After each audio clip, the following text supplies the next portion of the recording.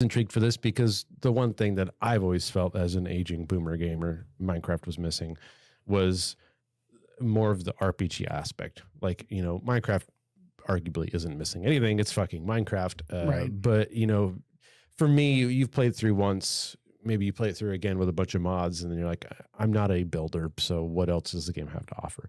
Well, the idea of leveling up and getting unique weapons that can level up and going to more unique locales and having boss encounters and more of a loot aspect of the game, that appeals to me. Definitely.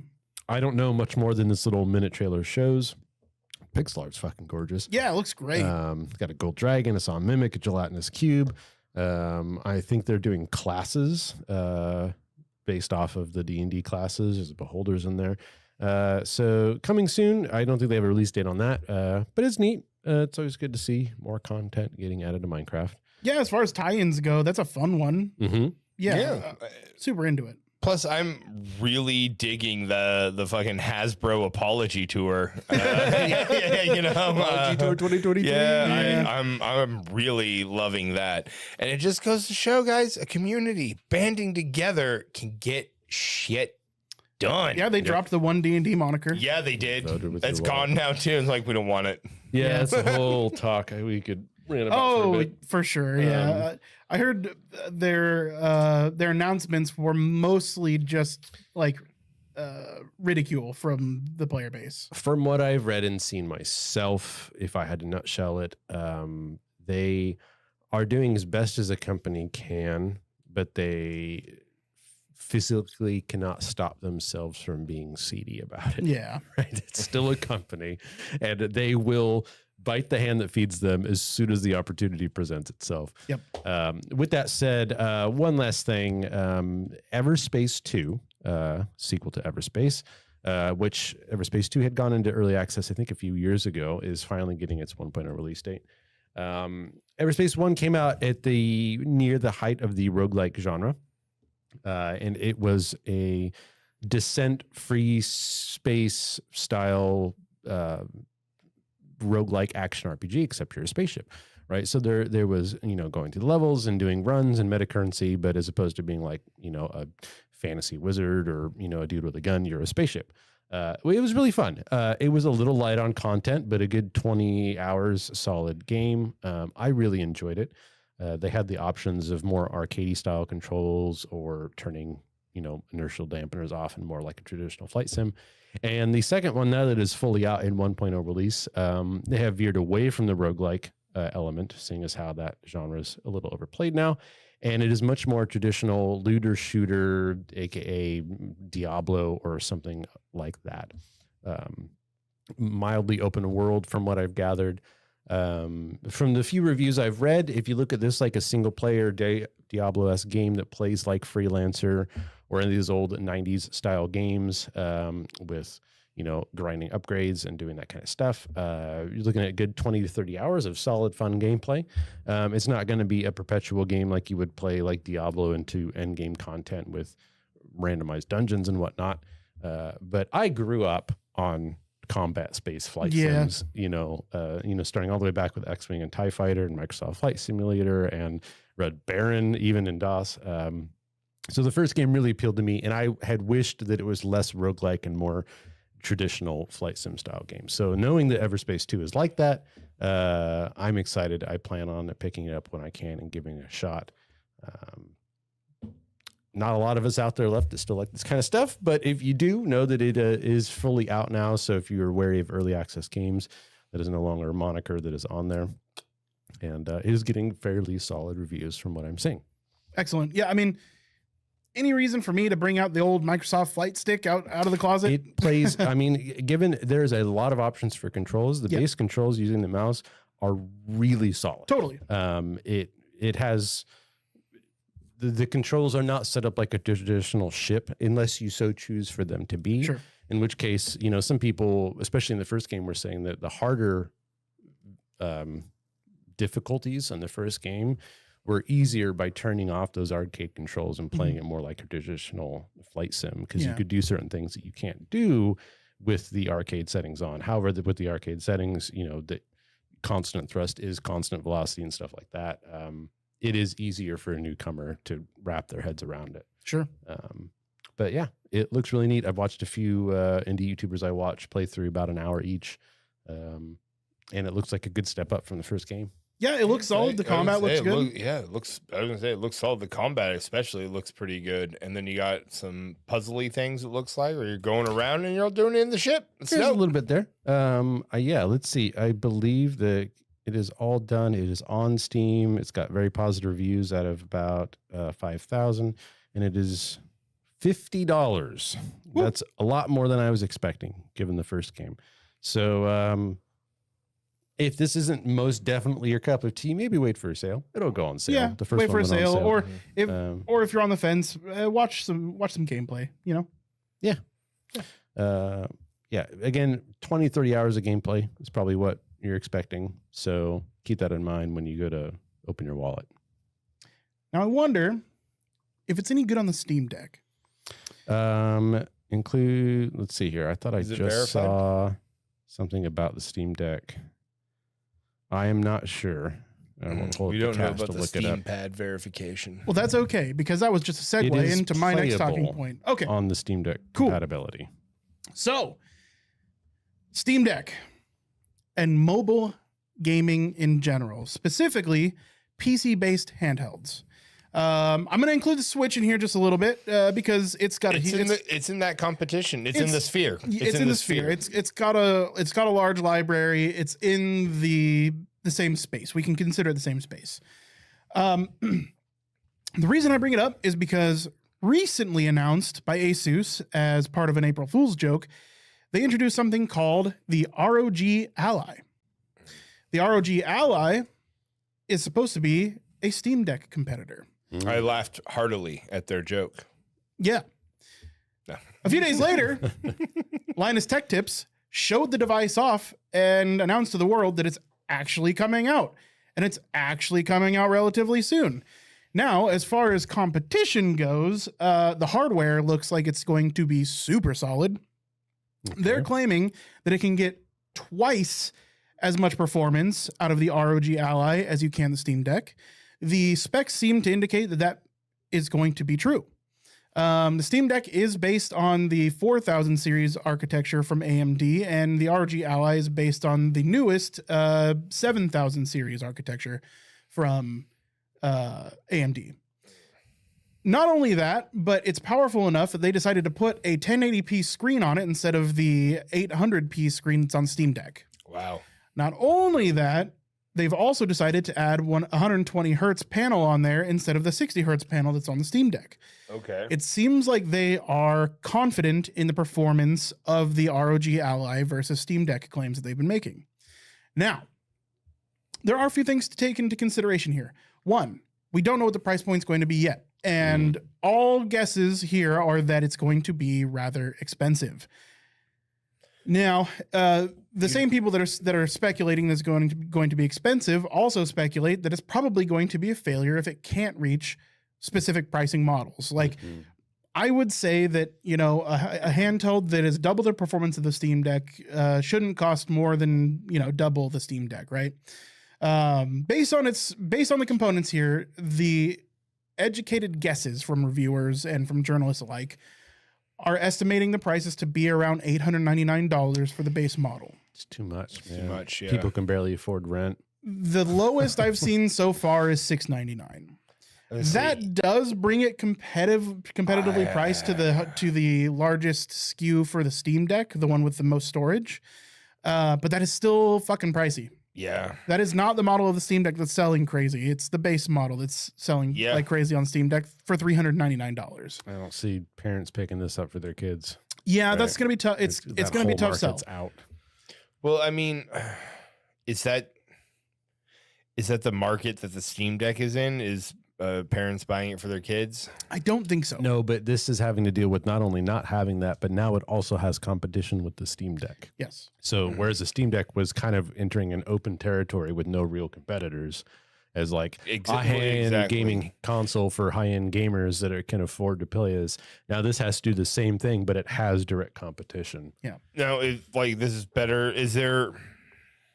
Is there anything saying that you couldn't link your Steam account to this? Yeah, you thingy? absolutely can. So that's an important feature of the ROG Ally. Is instead of running a custom operating system based on Linux like the Steam Deck is, it's running full Windows.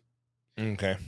So yeah, you could just link your Steam account right. I mean, to you it. just install Steam. You It's just running install Windows. Steam, yeah. You install Steam. You install your Battle.net client. You install Origin. You install Epic. You install whatever you want. I can see this as like competition for, I guess, their elite models. So Steam might sell 0 elite models now, or even less. The Steam Deck, its elite models might go down.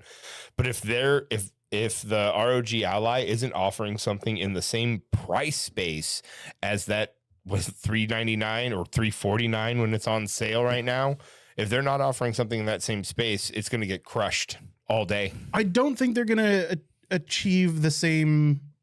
But I mean, for a sales more like, dude, there's people who buy Xbox double elite controllers. Yes. There's people who, like, I mean, so that's what I want to get to. There are whales. So Yeah. there is certainly a market for this.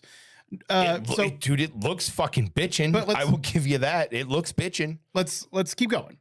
So, because there's a lot to talk about. I don't want to get hung on any particular Okay. point here, because we have not only the ROG Ally but other hardware coming out soon. So let's finish up with the ROG Ally. It does also allow you to connect. Now, this is a proprietary connector for something that only you can buy through ASUS. That is not a restriction made by ASUS. That's unfortunately a restriction that has been decided by NVIDIA. But you are able to connect this to ASUS's mobile 4080 or 4090 graphics card, thus making this a totally, like, this is a PC replacement if you're going to go that route, right? So you got a handheld that you can't take anywhere because it's connected to a graphics card. If that's going to be your main state of play, but you are also able to undock it. Reasonable question. Yeah. Who has that graphics card that doesn't have a decent PC? Probably nobody yet. Yeah, that's kind of a weird question because it's like one of the main selling points of the handheld is you can take it places. Right. And if you tether it to a PC that has the graphics card in it already, why aren't you just using the PC? No, you're not tethering it to a PC. You're tethering it to a graphics card. So they're putting out, it's going to be a single contained unit where there's a graphics card inside of it. So I actually have a picture of it here. This is the ROG Ally connected to the mobile 4090. So the mobile 4090, you're probably going to leave on the desk. It's a big chunky thing that needs to be connected to power at all times. But you can connect it to your ROG Ally to get the full blown power of the 4090. You What can else also would this connect to? a display. These two components here replace a computer in its entirety. Well, a quick question. So let's say you don't use this to connect to the handheld. Mhm. You connect this to a TV, you're saying? This graphics card in a box? What else does it do other than connect to the handheld? Because like at that point, now you've spent over $1,000 For a handheld. I see what you're saying. Yeah, So that's bizarre. well, so that's a good question. So there is an entire lineup of ASUS laptops that have this connector on them already. So you're able to. So if you, Okay, that's kind of reasonable. I Yeah. could see an external graphics card for a laptop. and those have been around for quite some time, and they actually sell pretty well. There's a pretty good market for them because a lot of people, they don't want to have a desktop PC and a mobile solution. They'd rather just have all in one. So you can absolutely park your laptop, just connect it to this RTX 4090, and now you have a full fat, gaming PC, essentially a laptop with desktop power. So it is multi-use in that facet, right? So you can connect it to your handheld or you can connect it to a laptop. You're right. It is a fairly fucking niche product, and it's going to be $2,000. $2,000. Okay. Now, hold on. Dude, There's that no guy. holding. There's hold nothing on. to grip onto. Hold on. It Hold doesn't on. matter what type of sparrow it is. The 4090 is already $1,900. So you actually are only paying an extra $100 for the enclosure and the technology to miniaturize matter. There might be whales out there that are willing to buy a handheld for $2,700, but that's not an audience dude, that's going to compete with a Steam handheld. right? No one's going to spend $3,000 on a. There's Yeah, at this point, we're not talking console. about the competition here. We're just talking about its capabilities. There's a gentleman in Manhattan wearing clear horn-rimmed glasses and linens in his loft apartment who already has this, and he's like, this is my gaming setup, and I can take it with me wherever I go. I just roll up into the coffee shop. I plug this in, and here I am. There's actually a shitload of pre-orders already for this thing. Okay, so this is, I get this concept because you can literally, if you're on business or you're traveling or something, you like, if there you're is a niche vanning, audience bro, for it. if you're vanning, you have a high-end gaming PC that you can keep in your fucking van. There's also or take with you on your business trips or whatever. Like, no, I get it. That's cool. So there's also an audience potentially. Now it's going to be a niche one, right? So we're just picking at the different audiences here. There's another audience that hasn't got their next PC upgrade that's going to look at this and say, okay, well, this is my next PC. We also have to consider, you were mentioning this is proprietary. This external graphics card only connects to 6 specific Asus laptops. Currently, they do plan on broadening the lineup. Okay. So they'll have like ePCs, essentially like low power processor only PCs that you connect to this. It's apparently only about half the power of a desktop grade 4090. That's true. Okay. That's true. Yes, there are people out there that are going to pay $2,000 for a half-strength graphics card to attach to their proprietary laptop that already costs a bunch of money just so that they can run a console handheld at another $700. Yeah. Like, at this point, this just, like you were saying, this screams to me, this is for quote-unquote whales. This is for whales. people that have now, $4,000 to drop on a Game Boy. That's the whole setup, right? Yeah. I think if you were to get this, if you were to say have like 256 gig model that it was at $699, I think there's a broader audience for that. The same people that are looking at the top tier Steam Deck may look at this and say, okay, so for $50 more, I get everything that the best model Steam Deck gives me, and I get a 1080p screen. I get full fat Windows, right? So I think that does broaden the audience a little bit for that skew. This is just a flex. Yeah, totally. It's just a flex. It's more. It's more money than sense, right? Mm-hmm.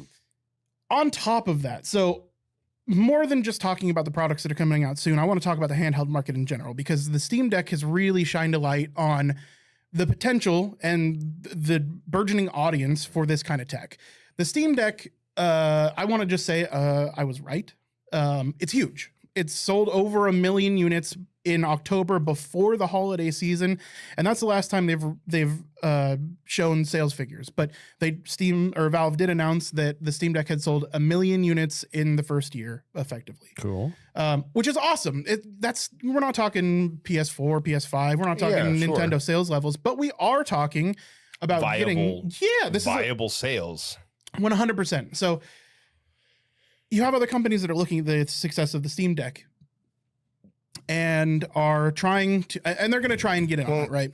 Well, honestly, man, it's a market, because right now mobile gaming is dominated by one thing and one thing only: cell phones. Yeah. Right. So, it's not just mobile gaming; it's the fucking gaming market at large that's being dominated by cell phones. So, it's the Steam Deck starts doing all right. I see why other companies want to get. They're trying to crack. Like, the video game market is closing. Like the cell phones is eating it, right? So they're trying. Dude, I get it. They're trying to crack into the mobile gaming market, because that's where they started, right, guys? And so there's 2 layers to the success of the Steam Deck. So one is profitability, right? So you look at the Steam Deck and you're thinking, okay, because let's take a look at pricing now. So we'll talk about another few consoles real quick, another few handheld consoles. Now, some of these came out before the Steam Deck. This audience has existed before the Steam Deck. The Steam Deck is what's popularizing it, okay? So before the Steam Deck even came out, you had something like Neo. Neo has been making handheld portable consoles for portable PCs for quite some time. In like mini laptop form factors and in Steam Deck form factors. So let's check out the Neo 2. The Neo 2 Look at that thing. That you look at that and you'd say, oh, that's that's Steam Deck. Yeah, it looks like Steam Deck. Right. Yeah. So the Ionia 2, that came out more recently. That's come out post Steam Deck, but the Ionio actually existed before the Steam Deck, their first iteration of it. They've also got the Ionio Air 2, which is somewhere in this list. The Ionio Air. So this is a less expensive version. Let's talk pricing though. The Ionio 2 starts at $949 and goes up to $1,099. Wow. Boy, that's a Lord he coming. That's thick. The Ionio Air, $549 to $699. Okay. GPD Win. GPD has actually been in this game for a very long time. They've been doing this for 10 plus years. The GPD Win Max, that's their best-selling iteration, sells for between $1,300 and $1,500. Now, that's a laptop. It is a laptop, but if you'll take a look at it, you'll notice that it has thumbsticks. Yeah, it does. It's a little awkward to hold, but it is the largest screen on a mobile handheld. Take a breath for a second. Hold on, before judging too harshly, it's actually really well reviewed. So also consider that it's actually only a 12-inch screen and not a 13-inch screen. So it's okay. It looks like a joke, but honestly, it's a bold move. It's a bold move, dude. If I can move. plug a mouse into that motherfucker, it might not be bad, but bro. Not only was GPD all of their products crowdfunded, they were crowdfunded successfully, making millions of dollars. So this is a pretty significant segment. There are people that want this technology.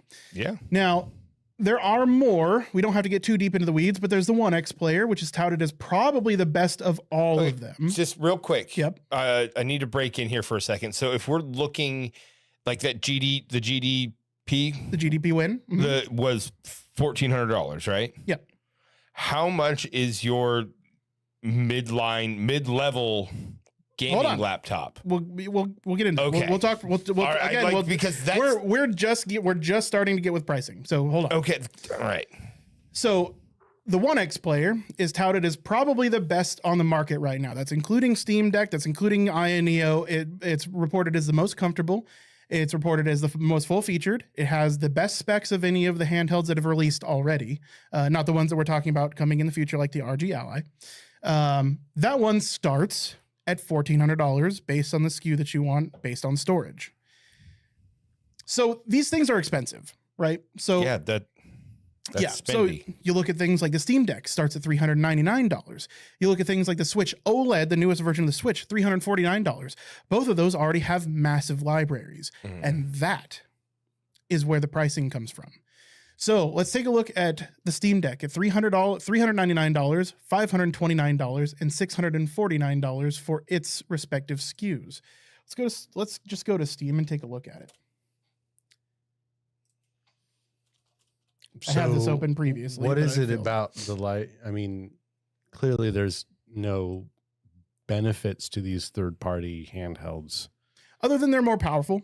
That's essentially in reference it. to your talk about libraries. You're saying that like Yes. the Steam Deck and the Switch completely trounce these things because they have massive libraries. But you Kind can of. just put those libraries on those. The library has more to do with pricing, and we'll get to that here in just a second. But can't you just link your Steam account to any of those things? Yes. Yes. Okay. Well, all right. Well, yes, you can. 100%. They're running Windows. Okay. So you can So install Steam then- on all of these. then how is Steam's library coming into effect against them? You can just put It's not it's not coming in. Okay. So it is, but only in pricing. So I'm Okay. literally right there. Okay, so what you're saying is I guess you're just going let him talk. What I'm saying is Steam happens to be owned by Valve, who makes the Steam Deck. They have been able to subsidize the cost of their product with their services. So, and thus popularizing the genre. How is this a win for these third party? I think it's where we're stuck up on. I So you're saying know that because this you've is a made market you've made against- weird links that I wasn't saying. Oh, okay. Yeah. Well, are you saying that the libraries of Steam are bad for these third party consoles? No, or not it's at good all. for them. All competition, I think, is good. So no, we're just talking about options here. Okay. Yeah, we're discussing other handhelds while we're on the topic of handhelds. So And I'm sorry that I've gotten derailed so many times. It's just, No, questions it's okay. of kind of, We lost track of what you were trying to say. I know I had a pretty well planned out thing, and now that's totally off the rails. That's okay. So I'm sorry. Now I don't know exactly where I'm at now, because I totally lost my train earlier. But yeah, so with Steam Deck coming out and the popularization, we're looking at the ROG Ally coming out soon. We're also looking at things like streaming based only consoles, like something like the Logitech G Cloud. Mm-hmm. Logitech G Cloud sells for $349 normally. Right now it's on sale for $299. It's a cloud-based only service. You can't install games locally on it, but you can use services like NVIDIA GeForce Now or Xbox Game Pass. And you were saying that's what it has access to, or that those is two? Currently what it has access to. Okay. And that's solely because it doesn't have any onboard storage. It only has enough storage to support an operating system, a very basic one at that. But again, I think this is going to broaden. I think this product specifically, the Logitech Cloud, is going to further broaden, especially younger gamers, an audience that is looking into PC gaming handhelds. Mostly because I think for parents, it's an easily digestible cost of $300. Switch OLED, $349. Alternatives like the Steam Deck, $399 to start, right? So $349 seems like a pretty sweet price point for a kid that's looking to get into PC gaming, especially when you look at the accessibility that something like Xbox Game Pass or an NVIDIA GeForce Now gives you. For $10, they already have massive libraries. A lot of games that are on Xbox Game Pass are on, alternatively on Steam as well. But you get them for a subscription fee of $10 a month rather than full price purchases of games. So put yourself in the shoes of parents here. You can buy a Switch, and every month Billy is going to want a new game at $60 large, because that's what Switch games sell for. You have the Steam Deck, which Billy is going to love and has access to a lot of great games, but he's also going to want more games as they come along.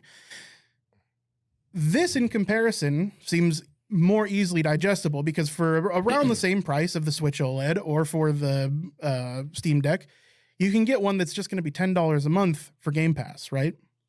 Yeah, I really think of any of the handhelds we looked at today, something that is the same price as a Switch that can bamboozle parents into paying a monthly fee as opposed to buying games for the kids. This one, if I had to bet, would do the best. Yeah. If they can go into a store, it's there in a box and they can pick it up. Right. And then when they get home, they attach a credit card, they pay $10, and now their son or their daughter's got all the access to all these games.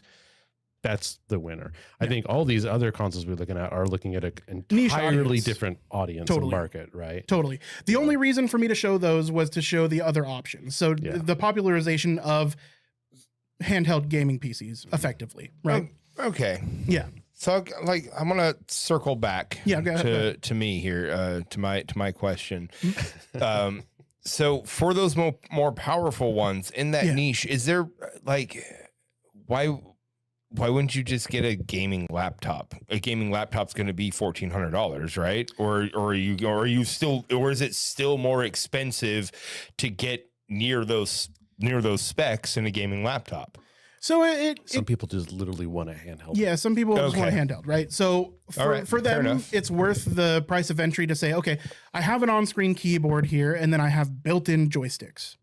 Versus I have a full-fledged keyboard, but I have to carry my Xbox controller with me, right? Okay. So there, not only that, but you do have to look at portability. So for somebody that has to have a business laptop, most of the time your business is going to pay for that, right? Yeah. They're never going to pay for a gaming laptop. That's not in the cards. So now you're looking at having to carry your, Lenovo ThinkPad plus your Alienware laptop plus your Xbox controller, right? So for some people, it just makes more sense to go this route. Okay, that makes a little more sense. Yeah. That makes a little more sense, I guess. But all right. So and you're right. For the same price, you do have alternatives. That you are right in that regard. There just are use cases for all of it. Because, dude, if I'm going to drop $1,400, dude, I don't want a 7-inch screen. I want 16 inches of screen. Yeah. But yeah, I get it. No, I'm thinking about it. It's I'd have to bring my Xbox controller, and then there's the power supply for it instead of, a 12-hour battery or an 8-hour battery. You also have to look at these and consider that a lot of them have HDMI out. So if you want to play it on a larger screen, and Oh, that's you your just goal here, pop you in. yeah, you Yeah, just okay. literally pop it into the They HDMI better cable to your fucking computer. have for that much price. That was an assumption in my case. Yeah, no, for almost all, especially the higher price ones, all of those have HDMI out. Okay. Oh yeah, big time. No, those are full-fledged gaming computers, right? Oh. My Okay. personal thinking is if you need a gaming on the go, right, and you want to take something with you, whether that's a laptop or a handheld, my baseline is, what does this handheld provide me that an Xbox controller for $70 plus a laptop doesn't offer? Yeah. Sure, a laptop's not quite as wieldy as a handheld.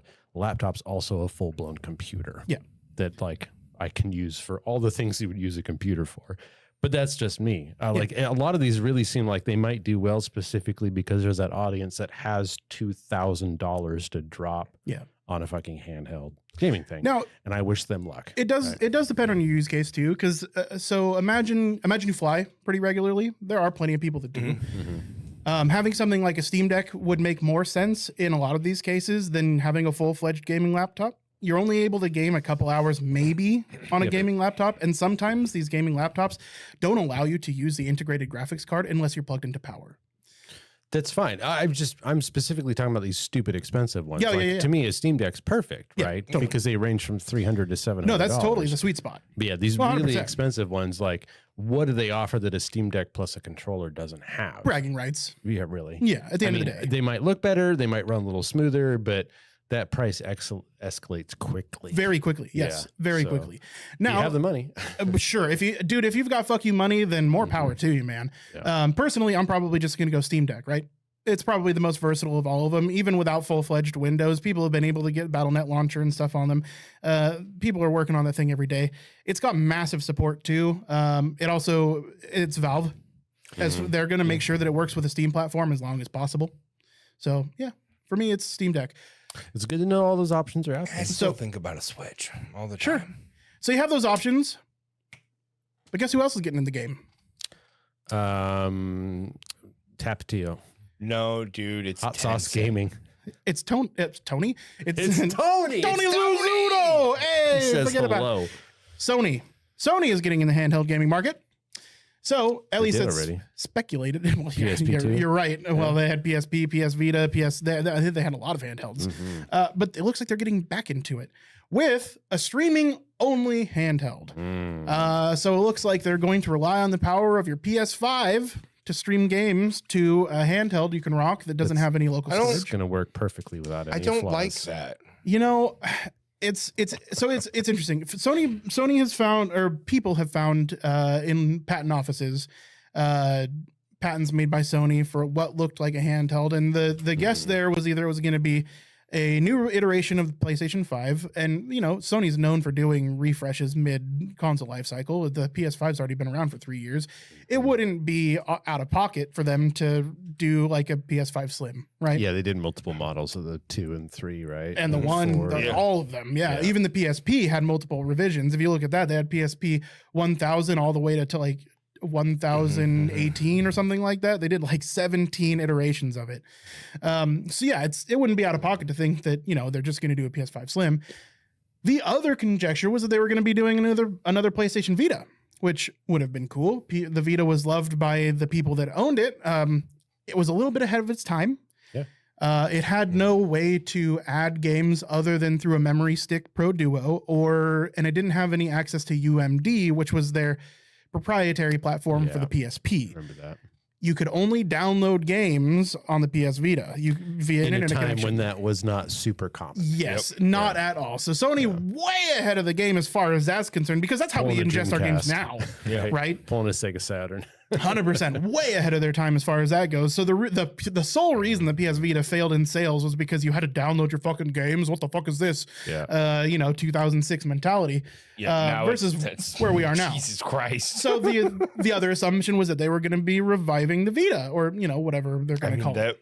That's not a bad idea. Unfortunately, they decided, hey, fuck you, Microsoft. You put Xbox Game Cloud on Samsung TVs. Well, we're gonna put out a handheld, motherfucker. You're gonna do game streaming. We're gonna do game streaming. And now you're gonna have to buy a proprietary device from Sony to play your PlayStation 5 from your bedroom instead of your living room. I think video game streaming is going to become the standard, and it's going to work great. Yep. And that day is about 10 to 15 years from Yes. now. That day is when they're pushing it so hard, and we're just not quite there yet. It's just early. It's too soon. Yeah. I mean, they have the money to waste to keep trying. Sure. Right? And I'm it's dude, good. make all of the mistakes it's progress, now. Right? You know, it is progress. if you can get people to give you a little bit of money and you can bamboozle them into helping you figure out the kinks. But yeah, we're a ways away. I think 5 years minimum, like probably 10, 15 years. And you're going to actually be able to be like competitive first person shooters and things where lag is suddenly like equal to what we experience now in a non-streaming thing. Yeah. But yeah, it's no bueno. I keep trying them. I've tried them a few times. I'm like, this is perfectly fine for someone who's never played a video game in their life and doesn't know any better. Honestly, in some cases, it's really, really close. Yeah. Like I said, it's getting there. Yeah. And I did, Amazon has theirs. I can't remember what it's called, but they have a game streaming service, and I tried that. Prime members get some games that you can stream for free. Mm-hmm. Well, covered by your Prime membership. And I did Devil May Cry 5, and I streamed that. The fidelity was awesome. The latency was barely there, but it certainly was. It felt like the refresh rate was maybe a little off. Just something was a little bit off, and your brain knows that. It's really hard to get over that when there's any kind of latency involved at all. But they're really close. I mean, they're really close. If you consider, we've been playing World of Warcraft, the things that other players are doing are happening live effectively, but there's always going to be a little latency before that occurs on your screen. It's stuff that we've gotten used to. In this case, it's not there. It's not to that point yet, but I think you're right. I think we're probably about 10 years off. Yeah. Fortunately, for Sony, they are using a Microsoft backend for it, so good for them. Azure is the way to go, apparently. Well, they're using Microsoft stuff while they're suing them, right? Yep. Well, the PlayStation, their streaming service wouldn't exist without Microsoft's services, because they use Microsoft Cloud and Azure for all of their gaming services. Well, at the very least, you let us know. This is all news to me. It's good to know. There are lots of options for a high-end gaming handheld. Totally. On like say that last one, not the PS one, but the one before that, the little cloud one G-Cloud. that you can pick up at the brick and mortar. Yeah. Are Sony games available? Like, do you have access to the PlayStation? Could you link your PlayStation? Like, if you had a PlayStation account, could you link it to this? Negative, Ghost Rider. You can only do that from Sony products, right? Currently, you can do that from PS4 and PS5. But you could link your Game Pass account. You can link your Game Pass. Now, well, the GeForce Now games and the Xbox Game Pass games currently are the only games available on it. Yes. So if the game is not on those two services, you cannot play it on there. Okay. But it's also $300 on sale right now. Yeah, no, but that's what I mean. Like, why isn't Sony putting their stuff on other platforms? Why wouldn't Sony has brain damage? Yeah. So I could get like wanting to crack into trying to maybe take on Nintendo a little bit, maybe take on Valve a little bit by releasing like the Vita, a new edition of the Vita, where like you're getting the PlayStation stuff. But why wouldn't they just have like what do you get where you get a marketing thing where you paid a subscription? Yeah, why wouldn't they just do the subscription thing? Like, well, here's the thing: Sony already has a subscription service. I mean, why wouldn't they just allow it to be linked? You're still paying them money. Why wouldn't they allow it on other platforms? Yeah, that's a good question. All it especially takes is with this cloud gaming thing. Like, I get not wanting to link it to like your PC or something. Sorry. Here's my guess: you're Sony. A gaming company comes to you and says, "Hey, we're making a new handheld. We want your streaming games on it." And you say, "Okay. Tell us about your product, what you expect your revenue to be, all this stuff." And they look at it, and Sony decides this is probably going to fail. We don't want to attach any Sony games to this product because we think for whatever reason it's not going to do well, which might tarnish the image of Sony in people's eyes.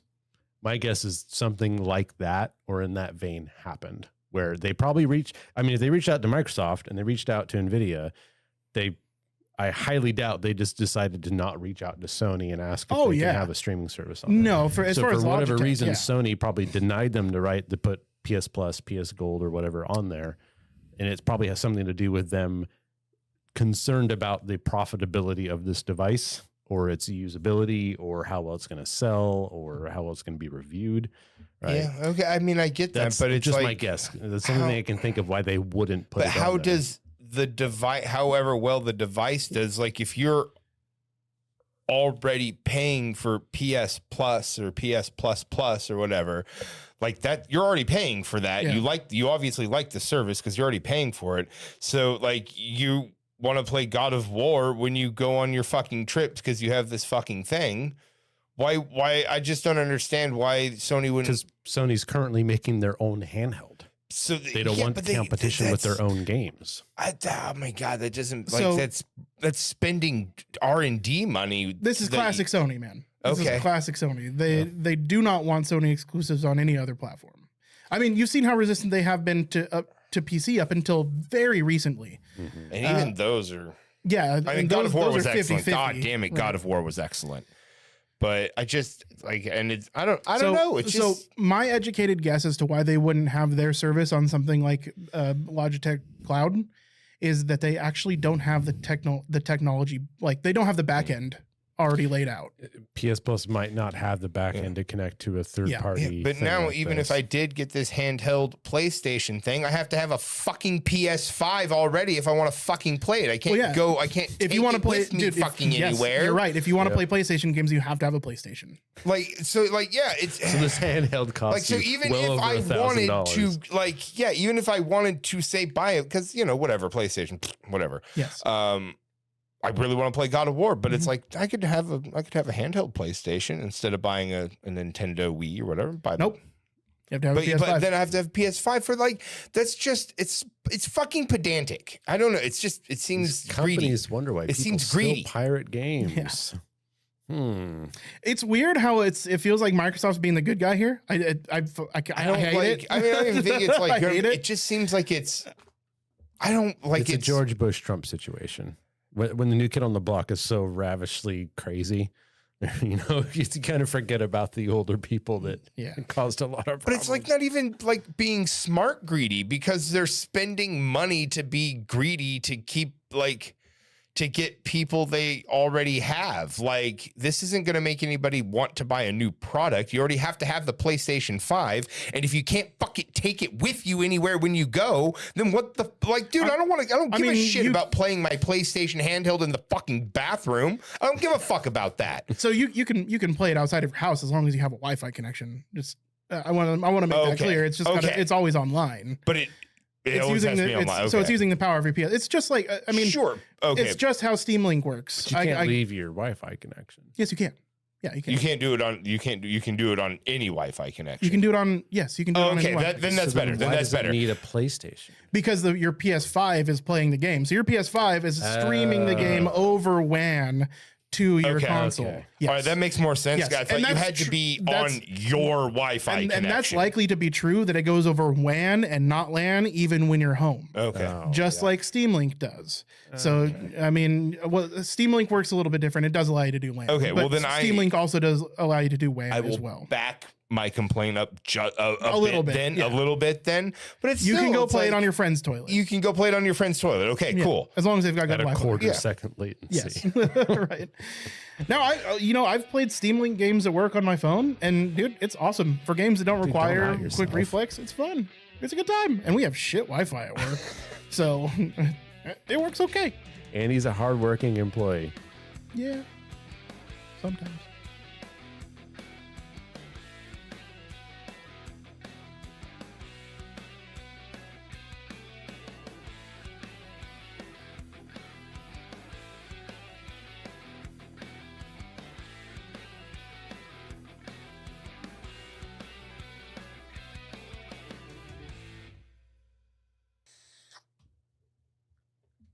And I will ruin it again. Hey! Oh! B. You got to remember, we start with the loud noises. Skippity pop! We don't like our audience. Nah. Just scare them away. Listen, it's a surprise. Surprise, we're back. We don't always do a balcony times. It's a nice little, surprise when we do. Sometimes it gets too late. Like time like runs the out. Dos Equis guy. It's not always balcony time, but when it is, it's the It's best. balcony time. Yeah, I lost my When it thread is, there. you're on the balcony. Gentlemen, we all watched a movie. We did. Mm-hmm. It was good. Well, It you was didn't nice. have to. You didn't roll to see if it was good, so we don't know. You didn't roll before the movie started? I brought my dice. I did not. I no. I did it on my phone, so it doesn't count. We all went and watched Dungeons and Dragons: Honor Amongst Thieves Mhm. in the desperate hope that it would be, I mean, at least 800% better than the original D&D movie. Sure. And it was definitely much better. I had a pretty low bar going. I wanted to have fun watching the movie, Yeah. and actually, what I got was more than a fun movie, but a pretty decent movie. Actually, like across the board, it's pretty decent. Like, TLDR, no spoilers. Like as a movie, this is a solid 7 or 8 out of 10. As a fun action romp, solid 8 or 9 out of 10. If you like D&D, it's a 9 to 10 out of 10. Yeah. Like I would not have expected much more than what they gave us. Yeah. No, I went in here thinking, so I wouldn't even say low expectations. I expected to have fun because there were going to be some D&D references in it. It has a decent cast, and I'm thinking, okay, the CG budget looks pretty good. I heard that there's some good practical effects in there as well. So I went in here thinking like, okay, I'm going to enjoy myself. But I didn't just enjoy myself. I watched a great movie. Mhm. I loved it. I'm fairly critical of movies. I like to tear them apart, even if I love them. Right.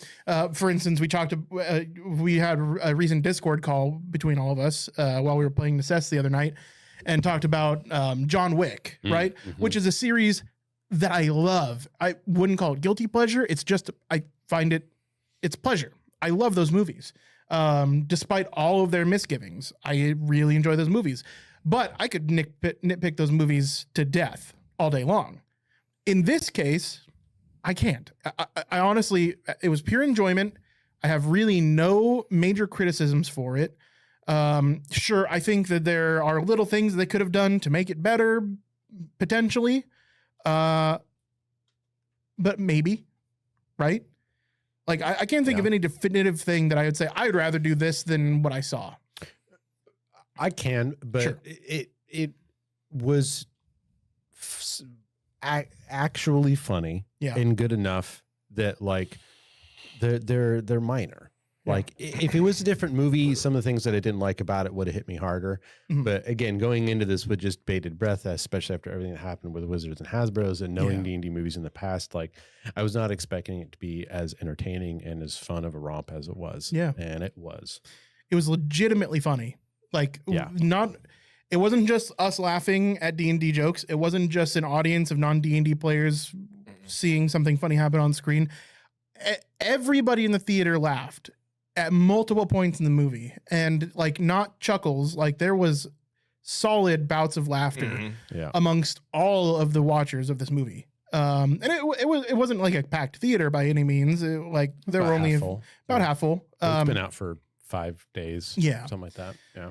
And it's, a Tuesday night, a relatively late Tuesday night. So it wasn't like a packed theater by any means, but everybody was laughing at that movie. But not only was it funny, there were several emotional parts in that movie, and really well done. Yeah. I was very surprised at how how it gripped me emotionally, especially there's a scene toward the end. No spoilers here, but there's a scene toward the end where I was like, I put a couple things together and I'm like, oh shit, okay. Mm-hmm. That justified the scene. The only criticism that I may have had walking out of this movie justified that scene. So I thoroughly enjoyed it. Yeah. Yeah, it was really good. It was really good. So it felt like, now if you're going to see this movie because you're a fan of D&D, this felt like a bunch of people playing D&D, right? Mm-hmm. They even had the OP character who showed up for 3 weeks, but then his schedule changed and he had to fucking leave. Yeah. Because he spent 4 weeks metagaming and getting his fucking character OP as fuck. Mm-hmm. And then his schedule changed, so he only made it to 3 sessions. But later, guys. So like, I mean, right down to like, I mean, seeing some of the monsters, the mimic and the fucking owl bear was done just tremendously. I mean, so I mean, we've seen those in the previews, so you know, no spoilers there, but there's a couple of scenes with the owl bear, and then just the way it moves is very cool. I loved it. And at times super comedic. It's super comedic. And then just I just want to lean on the druid for a second, in a particular, like her animal transitions, how they did that. I thoroughly enjoyed that. And if you're, again, a fan of D&D, or if you're just coming into 5e as your first experience, Faerun is where you live in 5e. And this, like, we heard him, Baldur's Gate. There's Baldur's Gate. Yeah. There's Neverwinter, right? Stuff, Going up and down the Sword Coast. We saw the map, seeing Neverwinter, or 10 Towns, rather. Like, I just ran a 10 Towns campaign last year.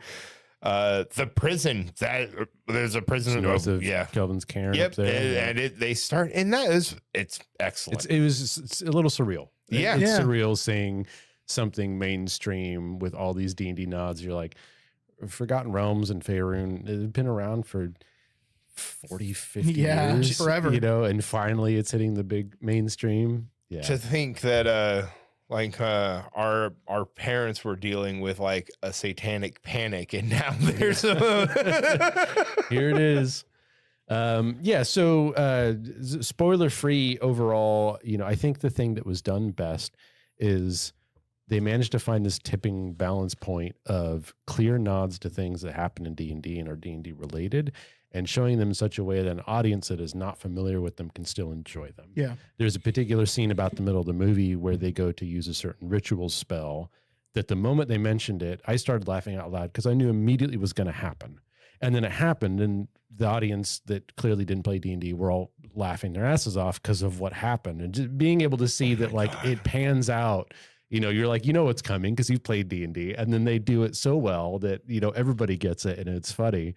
I fucking loved it. Yeah, and there are layers to all those jokes, because there's the top layer where anybody can enjoy that because that was just a legitimately funny scene. Yeah. There's the next layer where you've just gotten into D&D and you know something funny just happened because D&D happened just now. Yeah.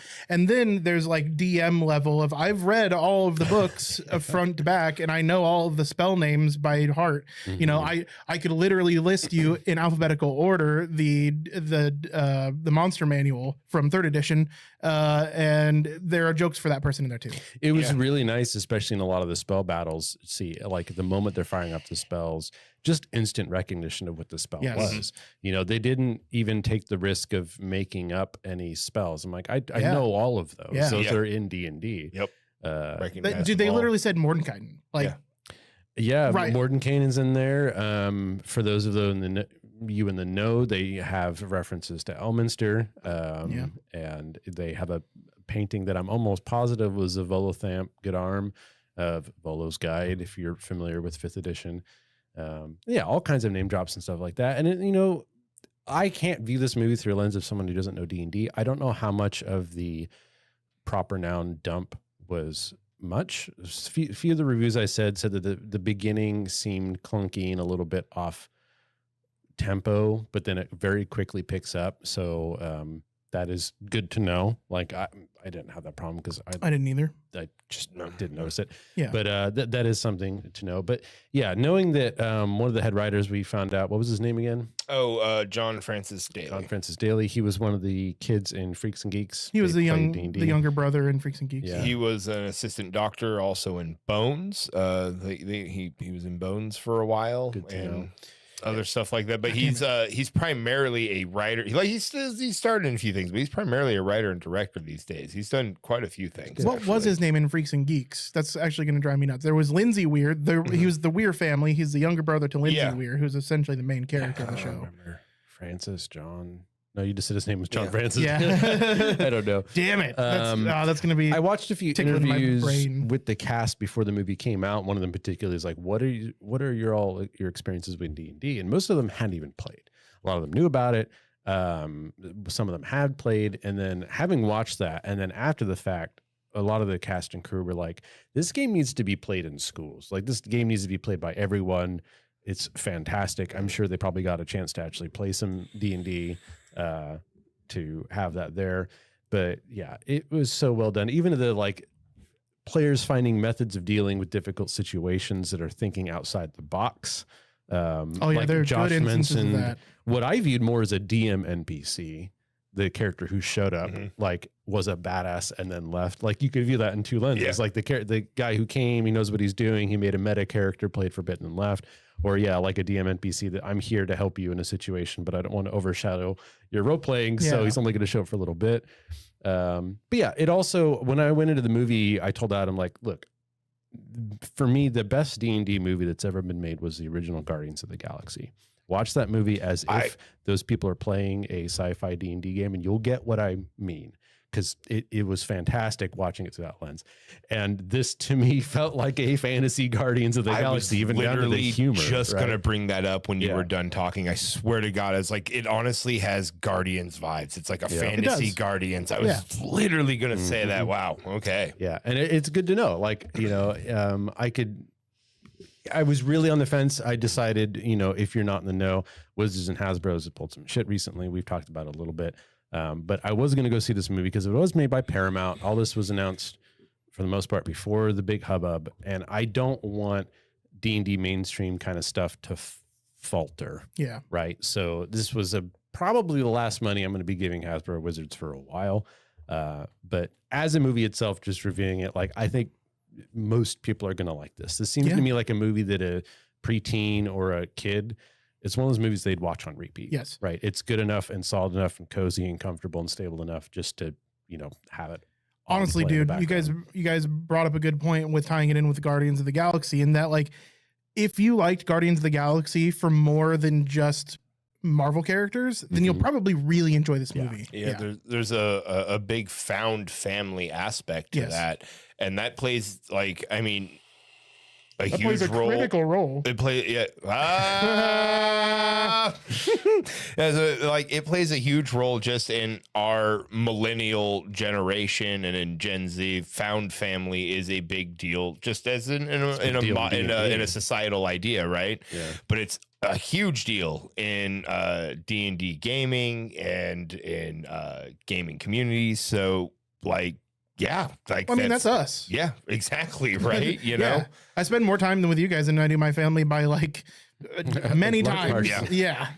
On top of that, there were certain scenes, action fighting scenes or cinematography scenes that I really enjoyed. Yeah. To the point where, like, they stole the show for me. There's a particular scene near the beginning revolving around the druid and in an escape scene, without giving too much spoilers, that although the CG wasn't top notch, it doesn't matter, because the way they shot this 3D scene with, a continuous shot and the way they shot it, I really enjoy it. I was like, that was really, really cool. Like, if anything's going to make you want to play a druid, it's being able to pull off what just happened there. Totally.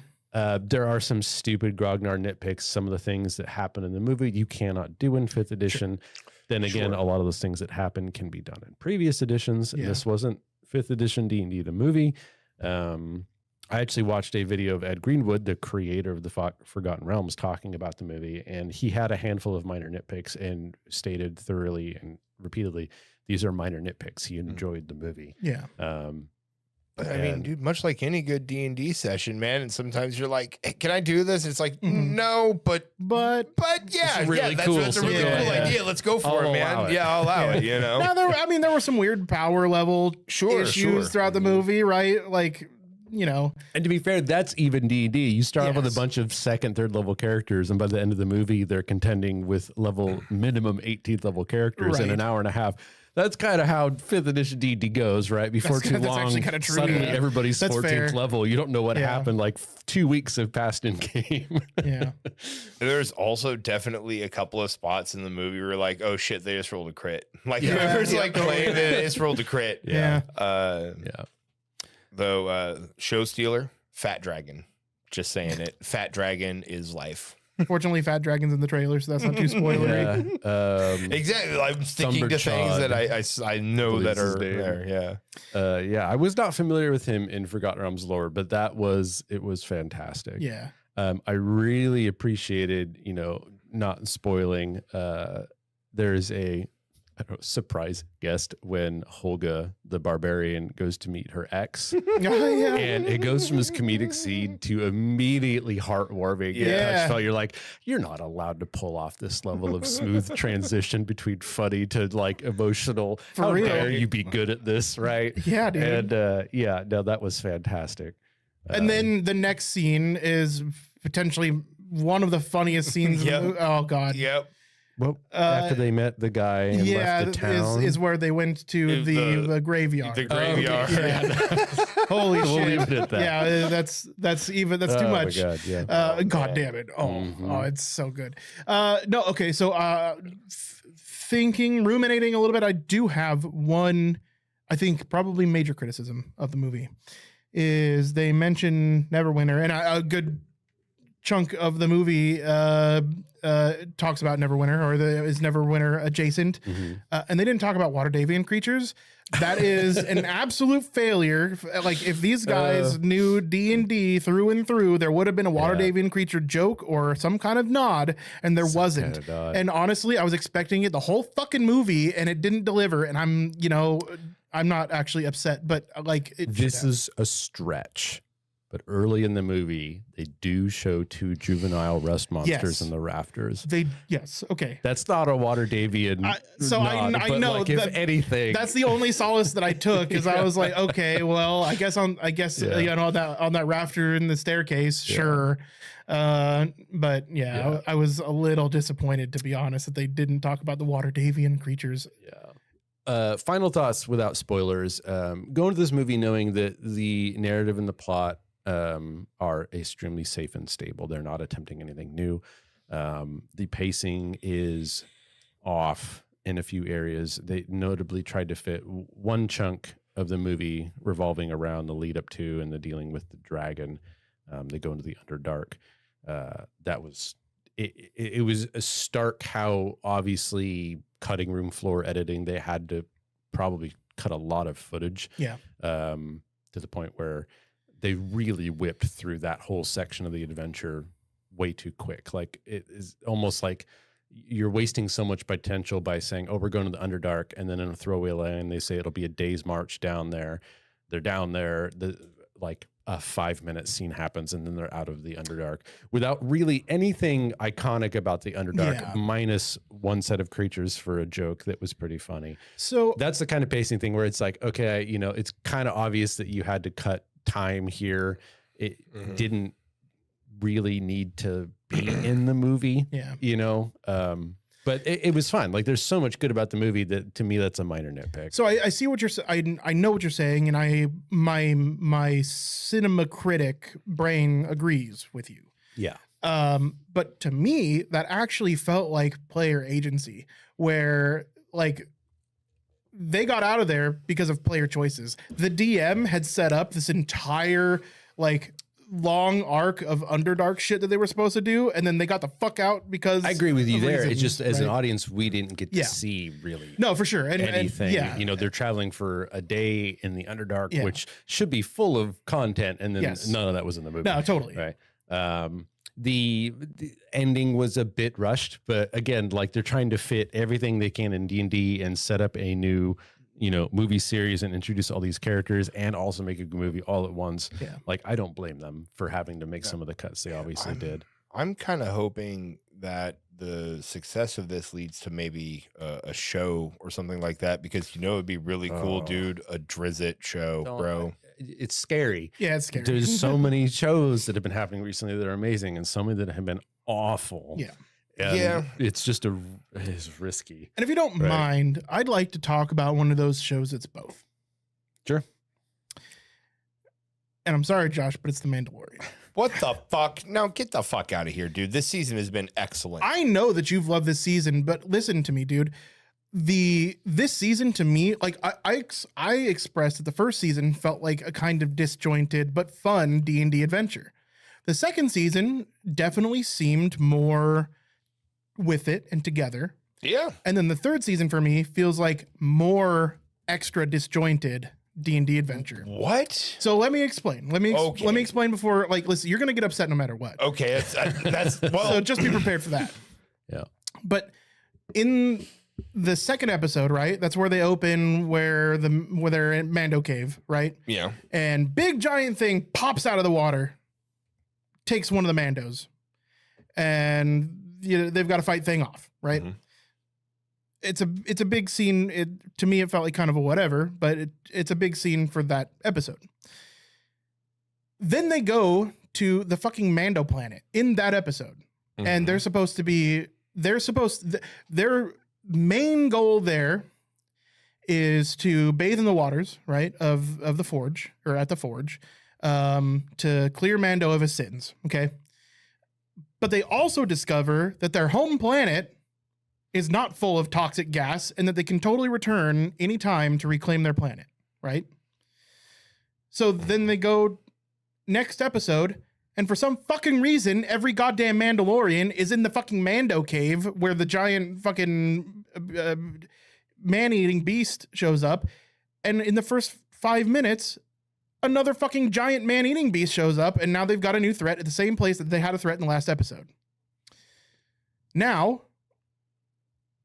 where I have issue here is, like, they decide that that's going to be their home. Okay, that's cool, whatever. I don't understand why he went to Mando planet and wanted to make that home again. So that's weird, because Mando, he clearly has, like, lifelong goals of going back to Mando planet, right? He's expressed so. No, He's expressed as I much. love that you're calling it Mando. Yeah, because I can't remember what the fuck the name of the planet is. Mandalore. There you go. That's fine. Yeah. It's Mandalore. Okay, sure. It's Mandalore. All right. So home has already been in this season. God damn it. It frustrates me on such a fucking primordial level. So home has been Mando Cave, Mandalore, Mando Cave. And then in the next fucking episode, he cuts a deal with we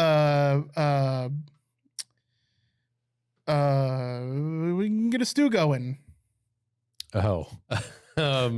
Yeah, Jeff something. No. Beef Karga? No, oh my God. Why can't I remember? The black guy, right? Yeah. Yeah. The actor's name is Jeff something. It's not. It's Predator 2. No, that's, anyways, no. I know. I think I know. You know who He's in talking the about, first right? fucking Predator movie. Yeah, that's Grief Karga. Grief. Okay, not Grief Karga. Jeff. Yeah. Okay. Okay. So Grief Karga. Carl The Weathers. magistrate. Carl Weathers. Thank Yeah. you. Carl Weathers is the name that I'm trying to think of. Yeah. Thank you. Okay, I was going with the character. Sorry. Okay, so they go back to Carl Weathers and make a deal. Okay, well, let's make a home on the home planet, or on your home planet now. It's a colony. Okay, sure. On your colony, even though in the previous episode, he had offered him the same fucking deal as, like, come live here. So now he's deciding to live in a place that he'd already decided not to live in, instead of the other place that he decided not to live in. And No, it's because instead of the other place that they just left, which they Okay, decided to whoa. live in. Okay. And then at the end of of that episode where they decide to now live with Carl Weathers, now they're going to take fucking Mandalore back. Okay. So what you're describing there is like describing the Lord of the Rings is like, so these fucking hobbits, they have a fucking gold circle and they go for a walk and there's some like scary dudes and a boat ride, but eventually they make it to this fucking like hot place with an eyeball and then they throw it in the thing and everything ends. That's like describing Lord of the Rings is what you just did. Like that's okay. So yes, there is some going back and forth, but that planet that they're on is like a Mandalorian colony planet.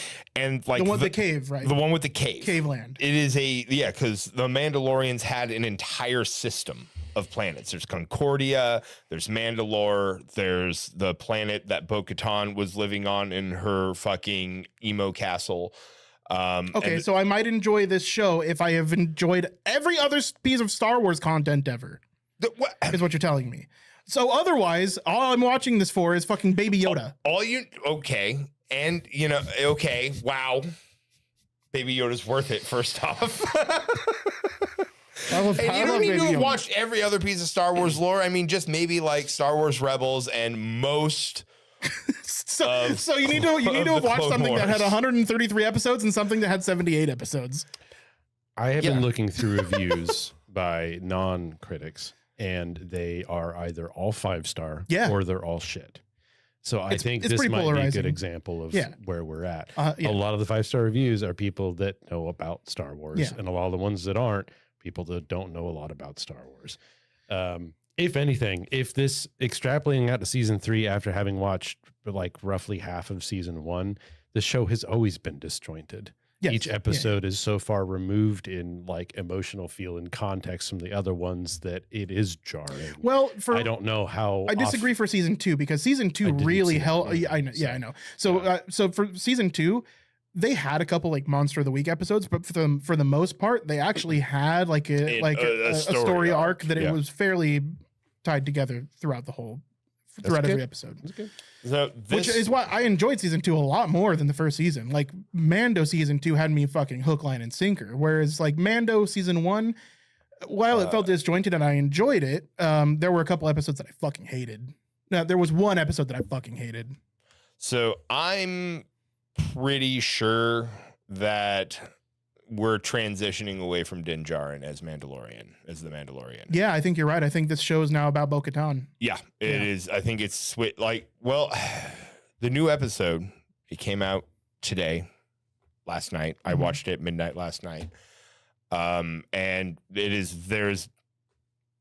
without any spoilers, it is very, it is very clear. Now, I can't remember who I talked about this with, but I kind of called this very scenario like a couple weeks ago. But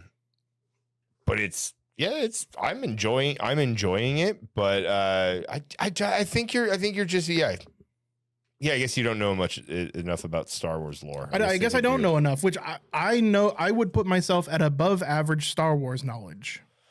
Yeah, and then that creature is a Shriek Hawk, and that's actually connected to the Death Watch. That's the symbol that they use. And like the big dude with the chain gun, his name is Paz Vizsla. That's the symbol that they use? Yeah, that was the Death Watch symbol actually in the Clone Wars and Okay, yeah. So you're not talking about the Mythotar, right? No, I'm not talking about the Mythosar is a symbol that any Mandalorian can use, right? And was like a symbol of the Assassin Guild for a while in Legends. That's because it's cool. It's because it's bitchin'.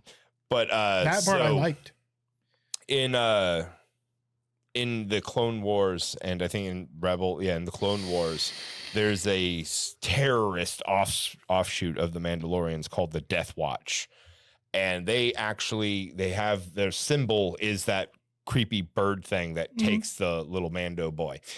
But yeah, so there's some of that there. So that is actually just a bit of fan service. Listen, I know that there's a lot of fan service and stuff that I'm missing out on because I haven't gone too far out of the mainstream Star Wars stuff. And that, I think that's fine because you can ride around that, right? Like you can, just like the D&D movie, you can deliver fan service while delivering something that's edible by everybody. That's what I was going to bring up.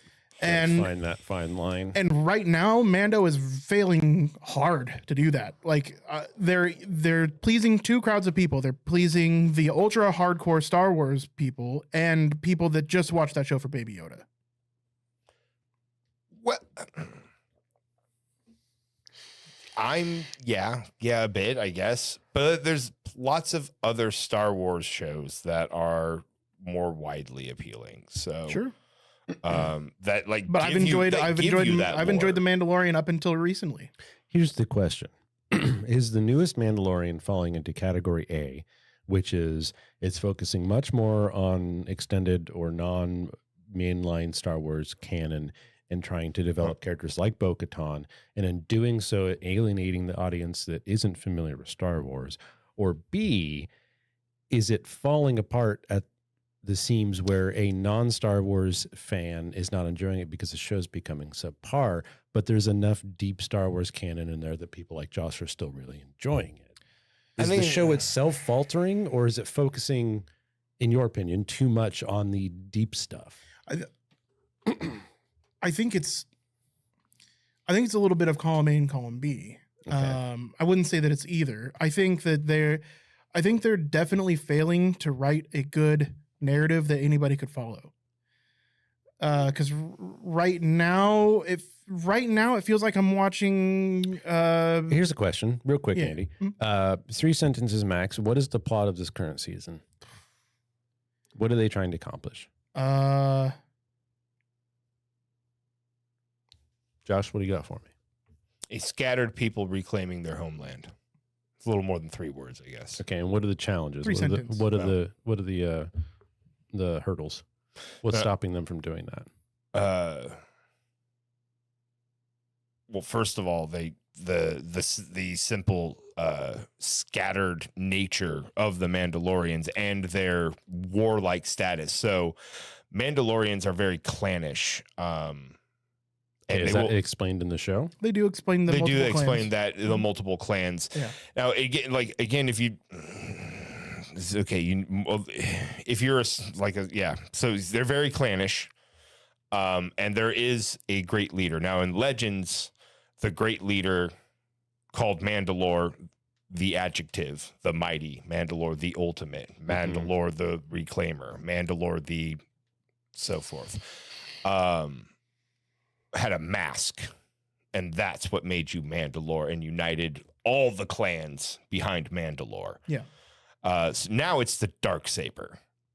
Okay, how much of that is shown or explained in this season? Pretty much all of it. I'd say all of it poorly. It becomes more clear in the last episode. You're a couple episodes behind. So yes, it's very clear that the Darksaber is a symbol of leadership, and that it's a thing that, unlike it has to be one. That's my question: is how are they going to resolve that? Because that seems like that should be a focus of the plot. You've already seen it happen. Dun dun dun. Yeah.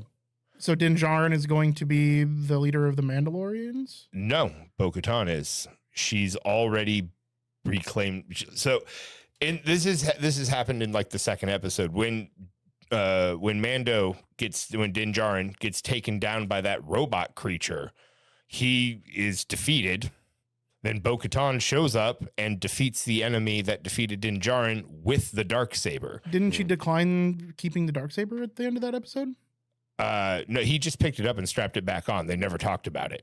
Like she just handed it back. She just handed it back over. They never spoke about it. Because I acknowledge that might have been her chance to reclaim the Darksaber. Yes, then I think that's who I was talking. That's who I was talking about it with was you. So yes, that was, and she just handed it back over. So in this latest episode, that very scene comes up again, and it is very relevant.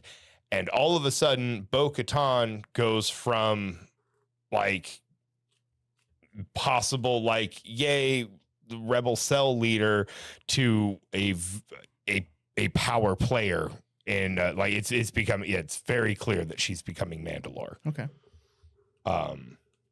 is what I think is happening. But from an outsider's perspective, it sounds like this show had a chance, and it's to some degree has been doing some amount of justice to extended Star Wars canon with the Mandalores and stuff like this. But it is also connecting it is also very much a connector from what we've seen in Clone Wars and the prequels and original trilogy stuff and all that to the sequels. That's what I'm saying. So there's a lot of very stuff, much a connector to episodes those. And content in this, which is very much there for Star Wars fans. On the other hand, the show has had really good episodes that are perfectly digestible by people that know nothing about Star Wars. And now they've developed a problem where they have one of the few TV show franchises that don't suck in Star Wars is having to cater, like you were saying, to 2 different audiences. Yeah. Right. There is a limit. There is a balancing act there. Like you cannot have episode after episode where the general audience is super, super happy and the extended universe is super, super happy, those fans, because it takes a lot of work and talent to be able to do that kind of exposition and, furthering the plot revolving deep Star Wars stuff while also making a show that anyone can watch. So I don't know how much of it is actually just necessarily good or bad show telling, but it sounds like they're struggling to find. I mean, again, from what I saw in the first season, some episodes were fantastic, some were garbage, and it was just back and forth so much that I didn't know how to feel about the show. I don't know how much the third season's like that, but I imagine some of that's probably still in the DNA of the show, even this far along. Yeah.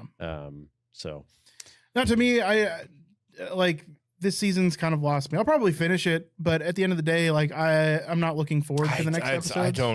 That is completely mind boggling to me. This is, but like, I honestly feel like the strongest season, because we're really getting to learn about Mandalorian culture.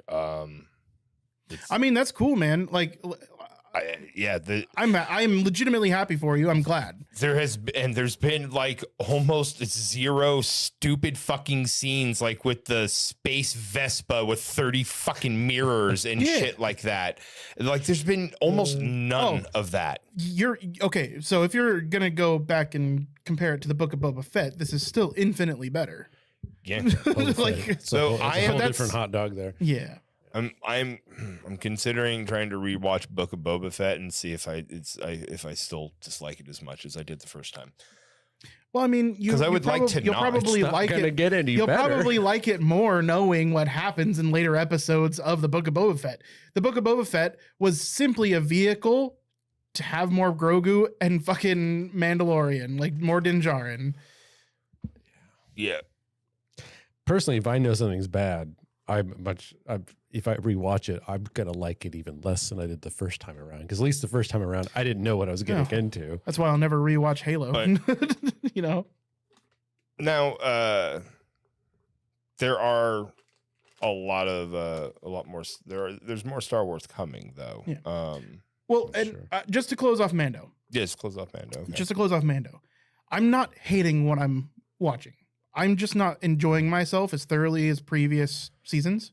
I honestly don't care at all about Bo-Katan, and I know you do. No, but okay. So Mando has been the vessel for introducing the other shows and connecting the rest of before the full Disney acquisition of Star Wars to the new Disney of Star Wars. Mando has been like their vehicle for expressing that. Mm-hmm. So my prediction at the end of this season is like the big bad that's going to be like that we've discovered has been actually pulling the strings all along and fucking with people all along is we're going to get Thrawn at the end of this season. And that's going to lead right into the introduction of the Ahsoka show, because we've already seen Ahsoka show up in Mando. Yeah.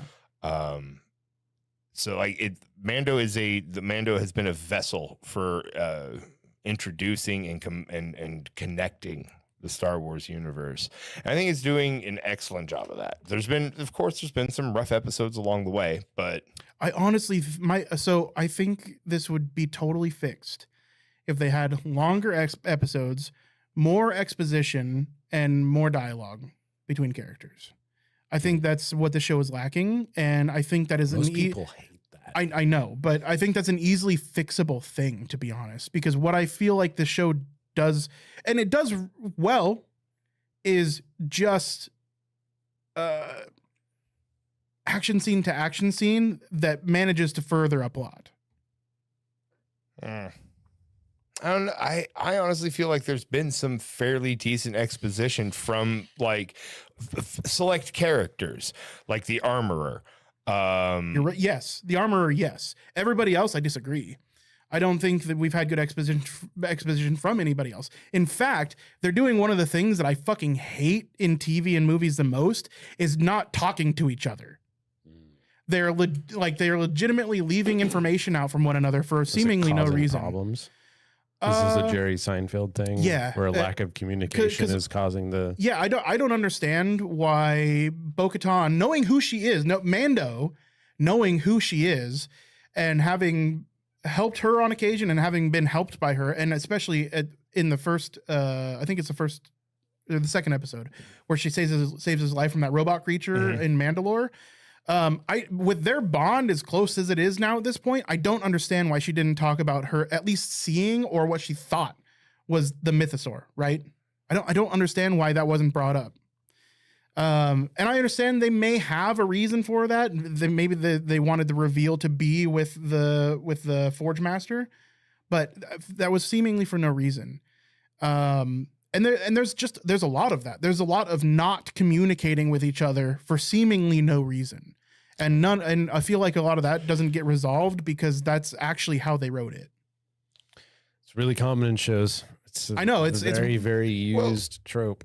Yeah, and I think that's just I think that's poor writing. The mythosaur is an extinct creature, Yeah. like ancient creature of Mandalore, kind of like if the Flintstones were real for our past and we had dinosaurs that we rode and shit, that'd be like a fucking mythosaur. But if anybody's gonna believe it, isn't it Din Djarin, who has a force sensitive companion who's seen like the edges of the galaxy that other people haven't, I don't know, maybe she doesn't even believe it herself, and it's in a moment of vulnerability with the armor that she fucking discusses it. I don't know. That's possible. It just feels really disjointed in that way. Like, for whatever reason, people don't discuss their plans. People don't discuss things like going forward and what their intentions are. It's a bunch of emotionally closed off fucking murderers, but they're also masterful tacticians, and you would think that all information is good information.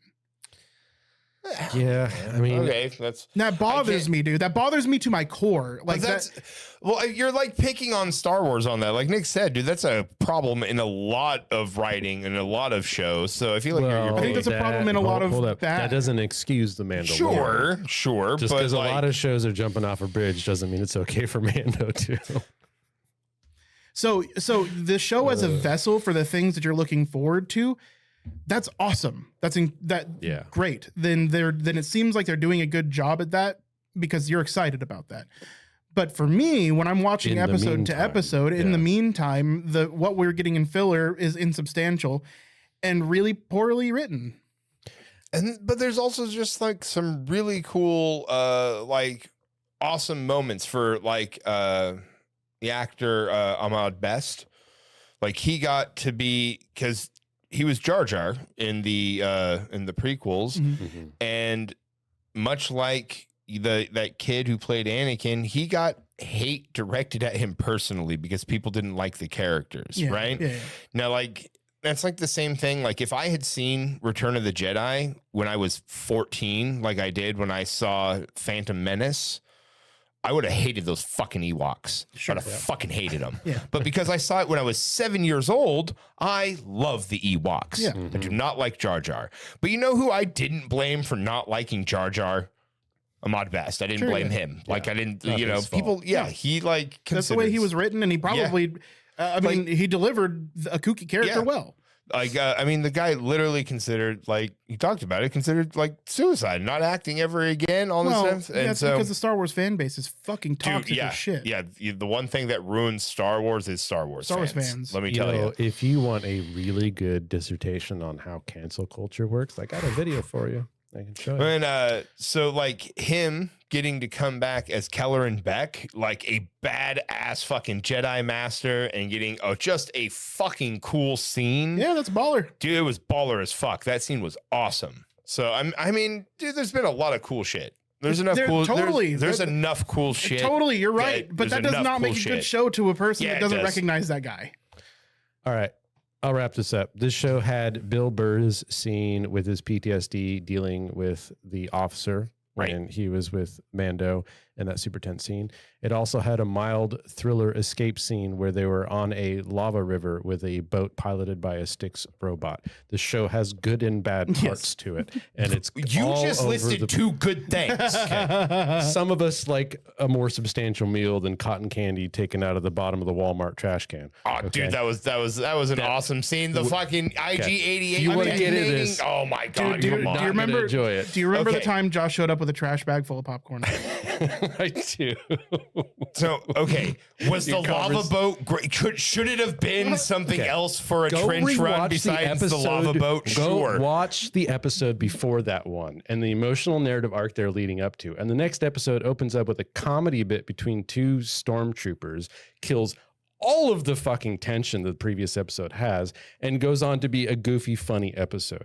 That's what we're talking about, disjunction. Okay, that's this fair. show is a vessel for ideas in the same way that all that was a sketch show. Like sometimes you get like great skits and other times you get really bad ones. And it's just like this kind of grab bag of things that when you look at it as a show as an entirety, it's weird. I feel like the disjunction of the first season isn't really there after. I feel that's That could be very fair, present in the third But one. he also says it is. So until such time that our viewers watch it, they will have to make up their minds themselves.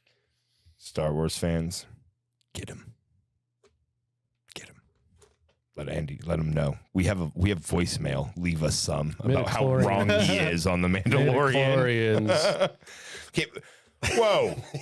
You can't blame Disney for fucking midichlorians, okay? That's not Disney's fault.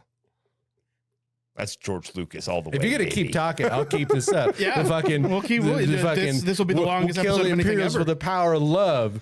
Let's make out before we get blown up. Right, that'll save us.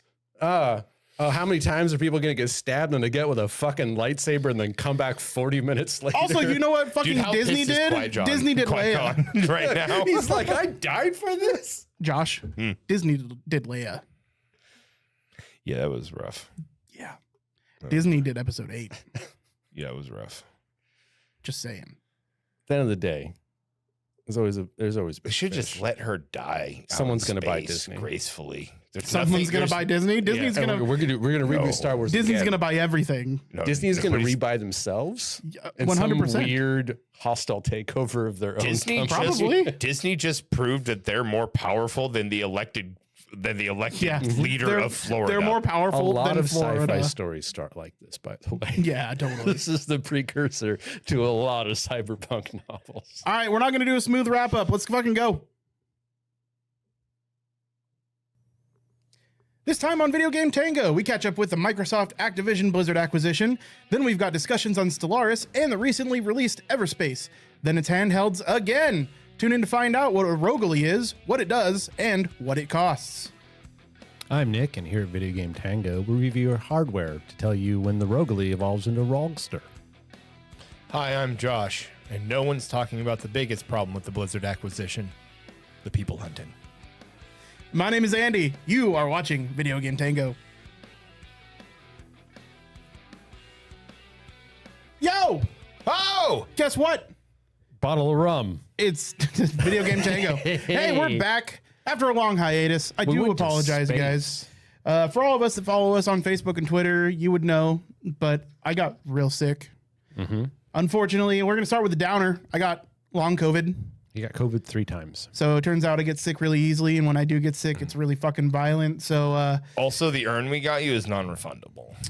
so it's, I So just it's need kind, to of, get a, do it's us kind a of a bummer favor. for all of us, honestly. Yeah. Well, listen, I just need to get sick one more time, and it'll have paid for Well, yeah. itself Well, do you have a punch card? too. Yeah. So you Well, couldn't when- find the first one. Yeah, I when couldn't you find went the through. yeah. So once we combine them, we'll be Yeah. we'll almost be there. Okay. So yeah, so I got real sick, you know, doctor shit, all that stuff I had to do. It's been a while. So my voice hasn't been able to hold out for more than like a half hour's worth of talking. And with the preamble before the podcast, etc. I'm hearing it. It's barely holding out now. So like I really have to project to make voice happen. So yeah, it might be a little bit of a short one, just depending on how long it hangs out. Stupidly, we've been going for 2 hours live. I read 2 short stories about Josh murdering us with a sword generated by ChatGPT. We understand why the writers are on strike. Yeah, ChatGPT did a really good job making short stories for us. So we were just having fun with those for a little while, and you know, the banter that happens between us all the time.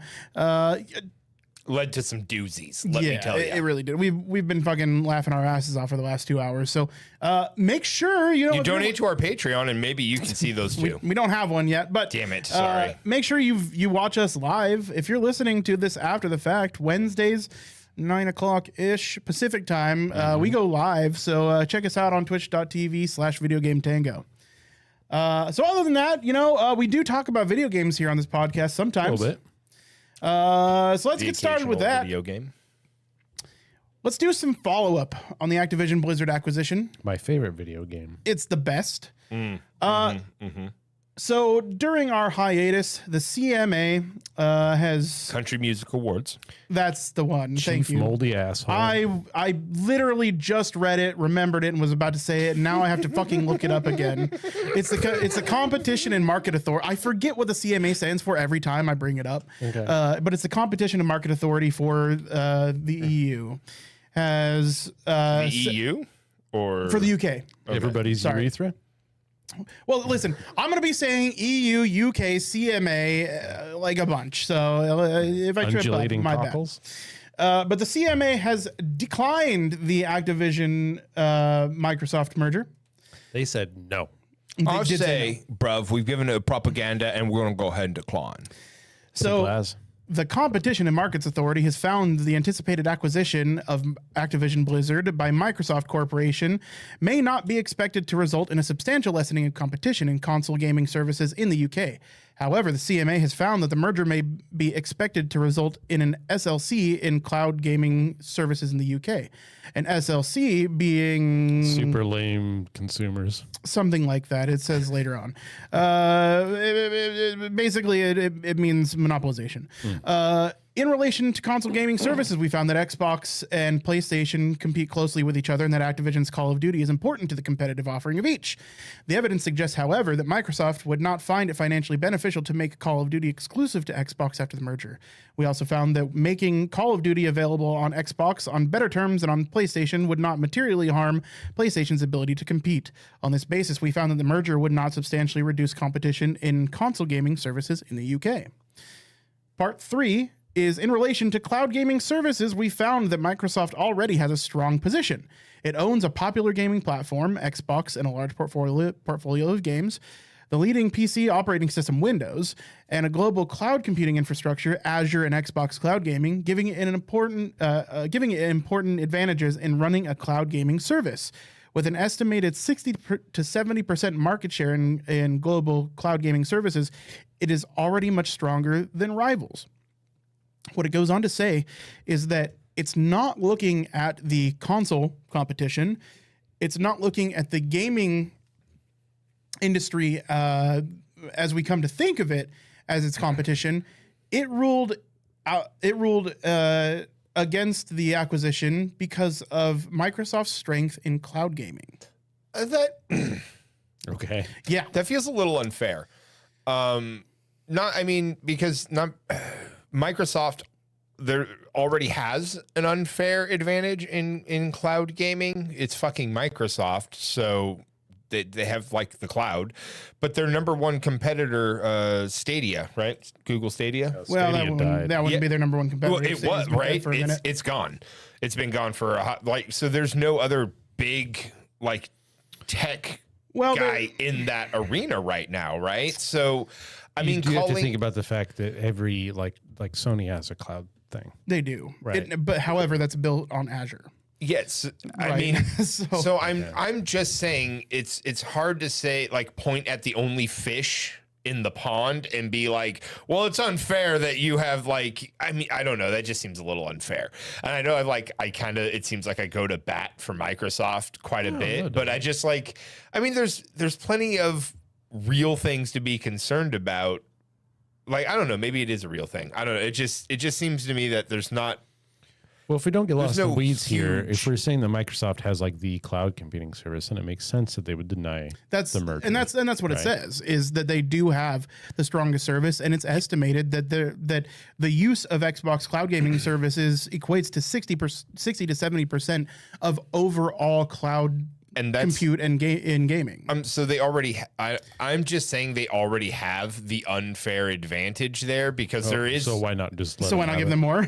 No, well, that's just. I mean, if there was a real competitor, they don't have a real competitor in that stadium though. In Here's the that thing is, field, like, so like that's what I'm saying. Like Yeah. the rest of those guys are broken up over small, like very small, not a chance to compete against Microsoft, and them getting or not getting this deal isn't going to change their ability to compete against Microsoft because they already can't. And like I'm just saying, throw up an actual fucking reason. That kind of seems like that should be like a third or like a fourth or fifth tier reason. You know what I mean? Like, I'm with you that it seems like a strange reason to hinge the whole thing on, but I also don't know the numbers. If they're saying that the cloud gaming makes up 70% of XYZ or whatever, that's a majority of whatever it is they're talking about.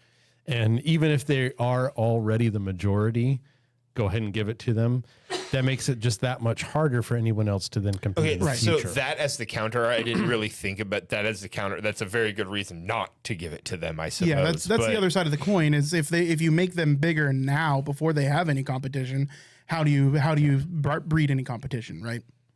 Yeah. So the interesting thing about that is Microsoft is combating that by contacting owners of these other cloud compute and gaming services. Specifically, they have already made a 10-year contract with NVIDIA to put their games on the NVIDIA cloud gaming platform, which they're arguably the second or third largest. That would be their competitor, right? One of them, a big one. A big competitor. Yeah, in the grand scheme. Yeah. But also, Ubitus or Ubitus. It's hard to understand it's hard to know what the pronunciation of that is because it's Japanese. But they've also given them the same terms as they said, hey, we'll give you a 10-year licensing deal for all of our games to be on like everything that is on the Xbox cloud gaming marketplace will also be on yours. They gave him a 10-year deal with Boosteroid as well, which is the UK's largest, other than Microsoft and Sony's cloud gaming platforms, their biggest cloud gaming platform. And they did this in response to the answer of the suit? Well, they've been working on this since before the suit, and these have been finalized since. So it's still. The problem is if you already have somebody at the top and they're saying, hey, well, we don't have the majority because we're going to be making deals with the smaller groups, Microsoft still benefits from those partnerships. Right. It's still a license, like you said. And regardless of how much like free shit they're giving their smaller competitors, that's like the American Navy saying, we'll let them borrow an aircraft carrier for $1 million. It's, we don't have to be the only ones that use the aircraft carriers. No, for sure. Yeah. It still disseminates their product. Like they're still getting something out of it. Yes. They are the beneficiaries of all of this. Definitely. While it means that it may for a little while impact their bottom line, it's probably not the biggest hit ever. This is going to be a calculated move by them. Yeah. They're going to make money on this eventually, right? Of course, it's a calculated move. But in the same sweep, it is giving these smaller guys I imagine a sweetheart deal on the license for 10 years. Yeah. And they would have to, like, that company right now can't afford to get those games. And let's think about it this way though. That is great for them. Right? Imagine if somehow like Walmart was able to share its profits with mom and pop stores and like have a license deal with them. At the end of the day, Walmart's still Walmart, right? Like I get that. Yeah, no, that's true. That's true. There's no way that Microsoft could license something to a competitor and the competitor then overtakes Microsoft because of that deal. Right. No, I get that the competitor is not like, but they are. It's nice. At the very least, they're getting something. I mean, I feel like that's especially in this like corporatist time we live in. Yeah. That's the fact that they're just willing to hand out some without being forced to, right? Like it was already in the works beforehand. They're not being forced to. So it's like, I don't know. It feels so weird to defend Microsoft. It does. It's a bit weird. But so like, I mean, I understand why they're doing it. It's to make money. Nobody spends $70 billion because they don't think they're going to make a fucking, this is an investment. Yeah. But the way I'm looking at it is like, I don't know. It's like a deal on Activision Blizzard is going to go through somewhere, whether it gets shattered sold to 5 companies, broken apart, which is, I mean, Somebody is getting a golden parachute out of this deal, whether it's Microsoft and it's one big one, or Bobby Kotick floats down like an army airdrop from a big ass helicopter on 3 different parachutes. Someone's floating away on a golden parachute on this. So the way, I don't know, it's just like at least Microsoft is being benevolent in their corporatist dealings, I guess. And it's on the surface, and at least on the surface, and in the short term, it does seem to be benefiting gamers. So, and people want we have yet to see that. It looks like it might benefit. That's why I said in the developers, short term, and it seems like there's a lot of variables there still. I get it, but man, I don't know. You'll never know until they're acquired. Yeah, right? it's true. It's true. I mean, they could just fire everybody and say that because Microsoft has invested heavily in AI. So, with Microsoft money, you can invest heavily into AI. And who's to say that they're going to keep any of the developers? Maybe they just need the IPs, right? That could be, yeah. Yeah. So who knows, right? Who knows? Yeah. You really never know. They're gonna lube you up real hard before they fuck you if they're going to, and we're in the lube phase. In this day and age, you don't have to lube up. Like, honestly, dude, corporate America corporate companies just hand out fuckings. They just hand out fuckings. Sure. And they call them coupons. So Microsoft, thank you for the lube. At the very least, I guess. So there's more about this. So, in classic Microsoft Activision Blizzard style, they're going hard on their appeal against the CMA. They have just hired Queen Elizabeth II's former lawyer to handle their appeal. I love how big of a fucking dick swing that is. Just being like, all right, well, your queen's dead. We hired her lawyer. We're appealing your bullshit, your bullshit answer to our proposition here. Go. That's fun. I thought that was just a fun little tidbit. Yeah. EA has put their words into this hat. EA is the noise I make when I think about EA. It's interesting. So they've commented on the acquisition, and they say it doesn't matter to them. Interestingly enough, Yeah, dude, it's not a phone game. They don't give a shit. Well, I mean, EA doesn't make that many phone games compared to something like King. King owned by Activision Blizzard, ABK, Activision Blizzard King. So Andrew Wilson, the EA CEO, said, "We think we have the scale, again, back to our network, our IP, and our talent, to continue to navigate the future and lead the future of entertainment and compete in the marketplace, regardless of whether that deal goes through or not." Wilson said in EA's latest earnings call, "I think that we have tremendous assets with respect to the future of entertainment, but as it stands today, I think we're indifferent as to whether the Microsoft Activision sale goes through or not. We feel like we have an incredible strategy. We feel like we have an incredible opportunity, and whether it goes through or not, we'll continue to be the #1 publisher on the Microsoft platform." So whether they're shitting their pants behind the scenes or not, who knows? But it looks like so far they're relatively indifferent to the sale of Activision Blizzard. They're still jamming off that 20K Microsoft. 12 basketball money, baby. Like, they got that John Madden money. I mean, they ain't worried. Yeah, but EA lost FIFA.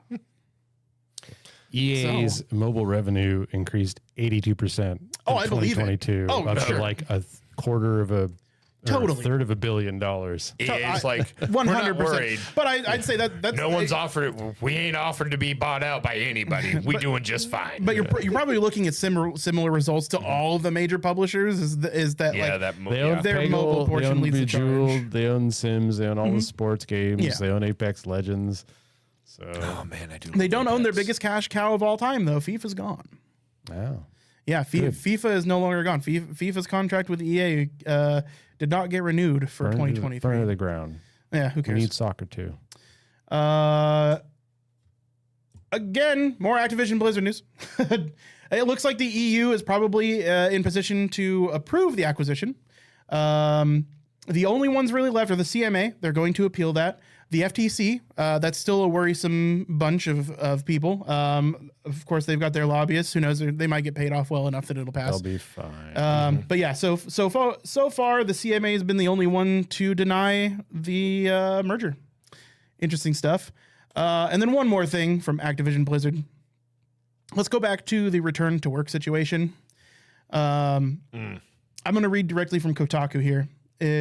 So the beginning of the article starts, it's a pivotal moment for Blizzard and some developers. They're worried the company is facing an unnecessary wave of departures that could hamper games like World of Warcraft, long-running MMO whose recent Dragonflight expansion was praised by critics and players alike. At least a few employees say the studio's mandatory return to office in July is making things worse, but that management is pushing ahead with it anyway. This comes from a tweet. Being loud about it because I've lost yet another person this week, World of Warcraft game producer Adam Glaxagrav wrote in April. We are creating crisis maps of what we can or cannot ship. That is the loss of capacity we're facing. Good. Yeah. So Activision Blizzard seems to be really sticking to their forced return to office. Interestingly enough, I'm going to read further because it just gets worse. So the thread garnered other responses from Blizzard devs frustrated with the apparent situation, IGN reported at the time. Forced RTO has cost us some amazing people and will continue to cost us more in the coming months, while senior designer Allison Steele wrote. Ain't this the fucking truth, responded fellow senior designer Mark Caletta. A Blizzard spokesperson said at the time that crisis maps weren't a team practice for WoW, but the decisions are made around what things to prioritize during game development. It goes on to say that not only are people being fired over their unwillingness to return to office, but that some of the people that are managing the RTO are recent hires. Like since they have announced the RTO, that were hired specifically to run this from home. So the managers that are managing return to office, fucking kidding me, were hired specifically to run this, and they're doing it from their homes. They're doing it remotely. That's about right. Oh my God. It's man, that's fucking gross, dude. Oh, our crisis maps. That's like comic book level evil. That's like comically evil. Like, what are you kidding me? No, unfortunately, I'm not. Wow. Yeah. Okay. Yeah, it's fucking crazy. So here's that quote. So Activision Blizzard has promised to grant remote work exceptions for some employees, but two current developers told Kotaku the process for requesting them was opaque, and anecdotally at least, few managed to attain them. Meanwhile, recent high-level hires responsible for selling employees on the policy, like Chief Administrator Brian Bulatow and Chief Communications Officer Lulu Chang Maservi, have full-time remote status. Yep. Cool. Good times. This is while Sony, Bungie, Respawn have all come out with huge AAA titles and all remote work, right? Yeah. Yep. I want them all burned down. Every single one of them. It's so frustrating to watch the sheer level of, I don't know, maybe they're seeing this as an opportunity to cut the fat, right? Or so some fucking It's just a evil control asshole would thing. say. It's just control. That's all they want. They want a reason to have their giant buildings that they pay taxes on. They want to be able to micromanage. They want to be able to squeeze out every second of productivity from the workers they can because it makes them more money. Mm-hmm. And they cannot squeeze extra time out of somebody who's working at home, who's doing their job and doing what they're asked to do and doing enough because they're at home. Yeah. It's also super hard to pressure that girl on her first day at work into drinking too much when she's working from That's her true, house. dude. That's true. Super hard to get them to come to safe at the home. That is of course, reference to the problems that Activision Blizzard had with sexual harassment in the workplace recently. So, It's just they just want justification for paying taxes on buildings and shit like that. It's like, great, fucking sell that building, dog. Let's turn it into apartment complexes. for sure. Turn it into Blizzard apartments. rent it out to people. Let them work there from home. Yeah, there you go. Problem solved. There you go. You just pay them to live there. Yeah. Dude, I'm just saying. You know, like, fuck. Fair enough. So that's all I have to say on the topic of Activision Blizzard. I just wanted to give us a little bit of a catch up as far as the merger goes and as far as the bullshittery that happens over at the Activision Blizzard campus. That's all I have Thank to you for say the update. about that yet. I'm not surprised. Nothing has changed. Yeah, it's weird, huh? Over the last month, I've played a handful of games. The only ones really worth talking about that were relatively new is probably Everspace 2. The first one was a roguelike, played a bit like Descent or any kind of third-person space sim. This one went more open world, action RPG. Really great until you realize about 15, 20 hours in that like every map and every mission and every puzzle are the same. Yeah. I had a lot of fun, and then I was like, okay, I kind of ready for the story to like keep going, see where this is going, and it's just it never ceased. The That's same too stuff bad. over and over again. Did it feel mechanically good? Because I mean, we talked a little It's bit fine. about that while watching the gameplay trailer. It had a similar problem to the first one, and there's a lot of enemies. Mind you, your weapons, like the short range weapons, go out to like 800 meters, right? Long ones are like 3.5 clicks, 5 clicks. A lot of the enemies will come up within 50 meters of you and circle you. And this is a mouse controlled flight sim. So you've got a bit of a dead zone so that you can like manually aim. Yeah. And using WAS to move around. So like a joystick, your ability to control your aim, it's sluggish. Yeah. Right. And it feels good in a sense, but when you've got multiple enemies literally up your own butthole flying in circles around you, you cannot keep track of what's going on in the battle. Right. Which meant that 90% of my build led into a sniper build where you stay far away, you unload a payload and take as many as you can. And when they start getting too close, you zoom away and do it again. And that's fun for the first 5 hours. Sure. Until you're like, every battle I need to thin the herd from a distance. And it's like, I'm just looking at pixels, Yeah. you know, sniping at pixels. It's like, Sniping at pixels before you engage. yeah, it does some really cool stuff. It reminded me a lot of the old Descent games. It reminded me a little bit about Free Space. Some of the puzzles are kind of fun. You got to find like an energy emitter and pick up an energy cube and take it somewhere else on the map. And each map's like a little solar system or whatnot. You know, flying through asteroid fields and interior buildings, and you know, you're upside down, and it was very neat. Story's nothing to write home about, but it was fine.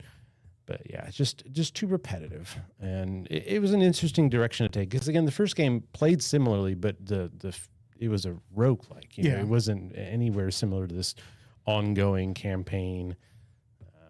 It's interesting that they changed the formula of the game that much for a sequel. Yeah, I think they were kind of aiming for that roguelike dearth that we had. Deluge, is that a better word? Yeah. And they were trying to get in on that, and they realized, oh, it's kind of dying. And what are we, I mean, given that most of the game was pretty similar to the first one, if it was also roguelike, it wouldn't have felt like much was different than the first one. Right. I played a few others, Ash of War, which is kind of like a Gwent knockoff, Banner Saga knockoff. And it was fine and great. I was really enjoying it, but the difficulty spikes were so wildly all over the place that it turned me off on the game. Other than that, been playing a lot of Stellaris. Stellaris has had, I think, 2 DLCs since we last recorded. Yeah. They almost came out back to back. Good things and bad things. Thankfully, the modders are there to fix the ridiculously bad decisions some of the devs have made. But, you know, given if you use the mods to fix these problems, it's in a great state. Vanilla Stellaris is a strange, quizzical, sad beast. It's ready for Stellaris too.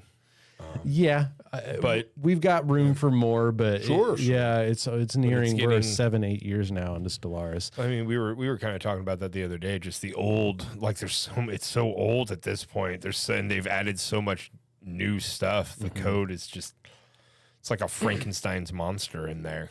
I am surprised and always proud of how much they managed to do. Yeah, it's incredible. We'll stitch it together. And then again, that beloved modding community keeping it keeping it fucking strong. The particular problem with this one is they overhauled the leaders. So in a nutshell, you have leaders of like your science divisions and your generals for your armies and your admirals for your fleets and your governors for your sectors and planets and whatnot.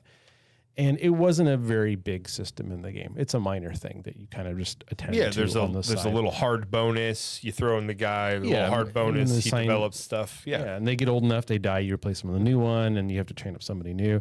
Sometimes there's some neat events stuff revolving around leaders. Well, they overhauled that. Now you have like a council, and you have a science directorate, somebody to head all of your science, and a war directorate who heads all of your war stuff, and then a general leader of your empire.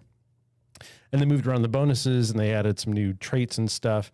There's a really flashy looking screen for your council. It kind of looks like a Star Wars hologram thing. The problem is trying to figure out exactly what benefits you're getting from all of your guys combined. There's no screen for it. So you just kind of like hover around and like, I know I'm just learning the system. Some part of it's that, but also it's just obtuse for no reason. On top of that, early game Stellaris, most builds are going to build between like 3 and 5 science ships, each of which needs a science leader. They're going to have at least 1 admiral for their fleet early game. 1 or 2 governors, probably getting up to 3 as you get more sectors. That sounds correct. So you're up to about maybe 10 leaders. Mid game, Each of your tech guys counts as a leader as well. they change it so now there's only 1 science guy for your tech, which is good and bad, but I'll get to that in a minute.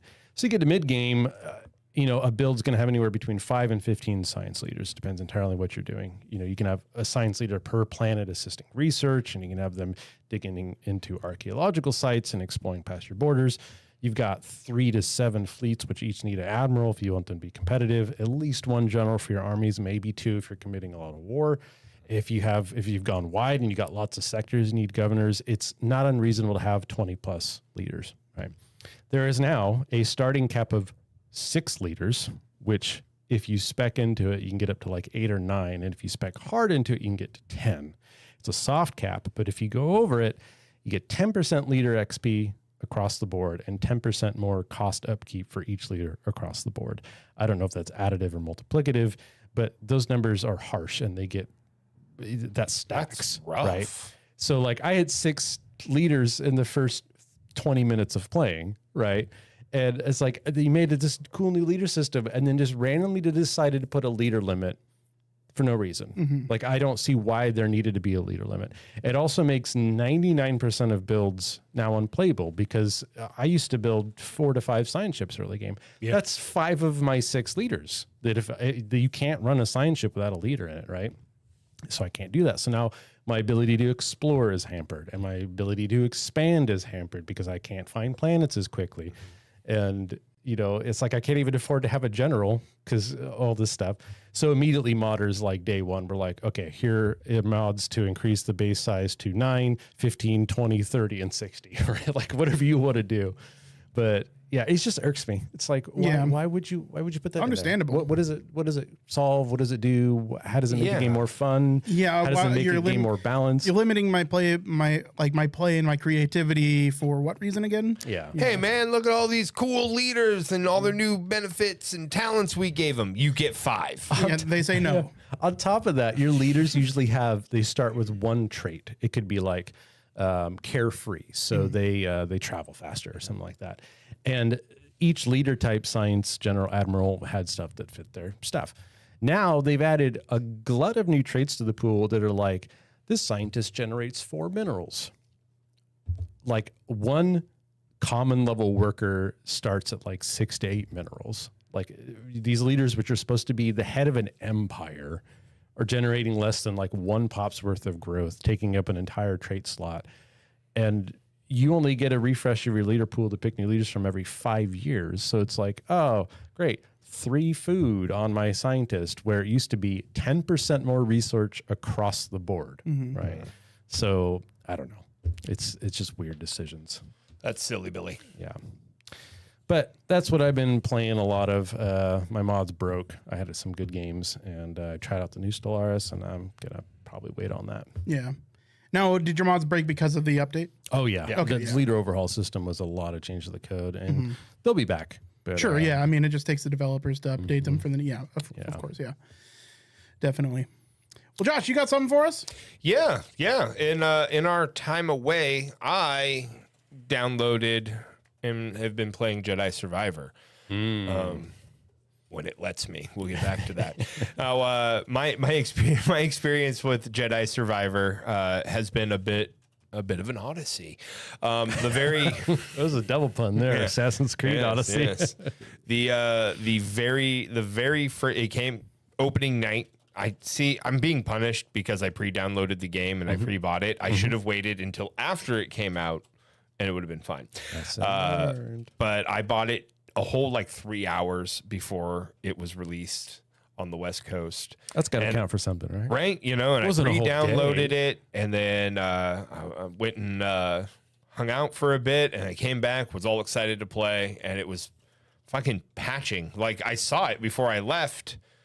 It said play, and it was just grayed out. It was ready to go. All it needed was time. Yeah. And I get back, and it says fucking patching, and I'm like, what the fuck does that mean? Already? It's...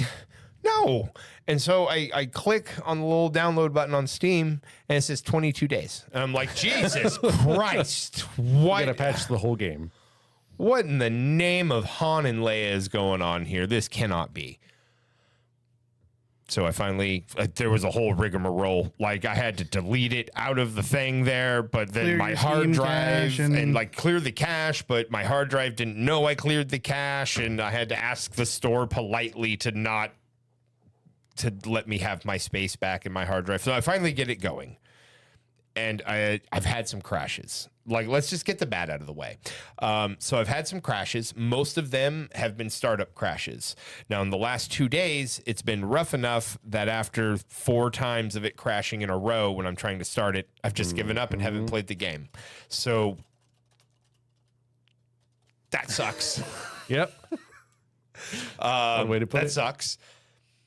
And then I've only had 2 in-game crashes where once the game's been running, where it's just crashed, and both times have been like right after I've done like a fucking white knuckling nut busting fucking run where I've spent 45 minutes seemingly just bashing my face against my computer screen trying to like do the thing, and I finally get it done, and then and I'm like, no. Nope. Absolutely not. Nope. Not for the rest of the day. It's a stand up, hands in the air. Not for the rest of the day. I mean, However- I applaud you for trying. However, and then the other little thing is sometimes when there's a lot going on, because I have it set on the high settings. I got a pretty tit system, and I want to run it at the settings that it deserves. Sometimes it chugs. Like it just feels like there's just some poor optimization there or something. I don't really know, because it's seemingly random. Like, it'll be like there's too many things blowing on the screen for a second when the wind kicks up, and all of a sudden just the game just It's not porridge. just your system. It's happening to everyone. Who Well, owns the no, I game. know it's not, like, because I know it's not the system. Like, even because its ratings, honestly, its recommended settings are fairly moderate. Like, they're fairly reasonable. The top end of reasonable, I feel like. the top end of reasonable, yes. Yeah. I mean, that makes sense, doesn't it? No, I mean, it makes perfect it sense. makes I perfect get what you're sense. saying. It makes perfect sense. But it chugs sometimes, and it's just like, oh God, I hate it for a second there, because I have like the badass monitor, I have all the things, and I paid the money for the good thing, so I want it. Yeah. But No, I get you. With your computer, there should be no stuttering. I mean, Yeah. like, ray tracing aside, like, if you have ray tracing without like DLSS on, that might be your fault. But yeah, exactly. but yeah, like with your settings and DLSS on, you should not be having major frame skips or anything. You should be getting at least 60 plus FPS. Like, at the end of the day, if the PS5 and the Xbox Series X can do it, your machine is Yeah, more it than should be, capable, right? exactly, Yeah, so it's just an optimization thing. Now, that being said, with those issues out of the way, once they get those things figured out, like, this is in the running for Game of the Year, guys. Yeah. Like, everything that was right with Fallen Order, excuse me, with Fallen Order is extra right in this, and they fixed a lot of the wrong. It's the very top of reason. Exactly. Well, we have an episode title. Yeah. So the fast travel is fucking life. And the other little thing that I noticed very quickly and super appreciate is the game saves every time you hit a meditation point, which it didn't do in the first game. So you'd have to find yourself constantly refreshing and having to refight stupid fucking enemies while you were traveling a fucking year in a direction. And it made traversing to re-get things super fucking difficult. Not the case here. I've already gone back to a few places and been like, oh, look, boy, that was easy, and fun. The customization off the fucking charts. So fucking good. Like the poncho, it's gone, baby. Bye-bye poncho. You don't need it anymore. Customize it out. Gone are the days. Just out. Just out. 5 very different fighting styles. I was concerned that with trying to do so many, they were going to wind up, a couple of them were going to wind up feeling the same, like the single saber and the blaster, and the saber. Mm-hmm.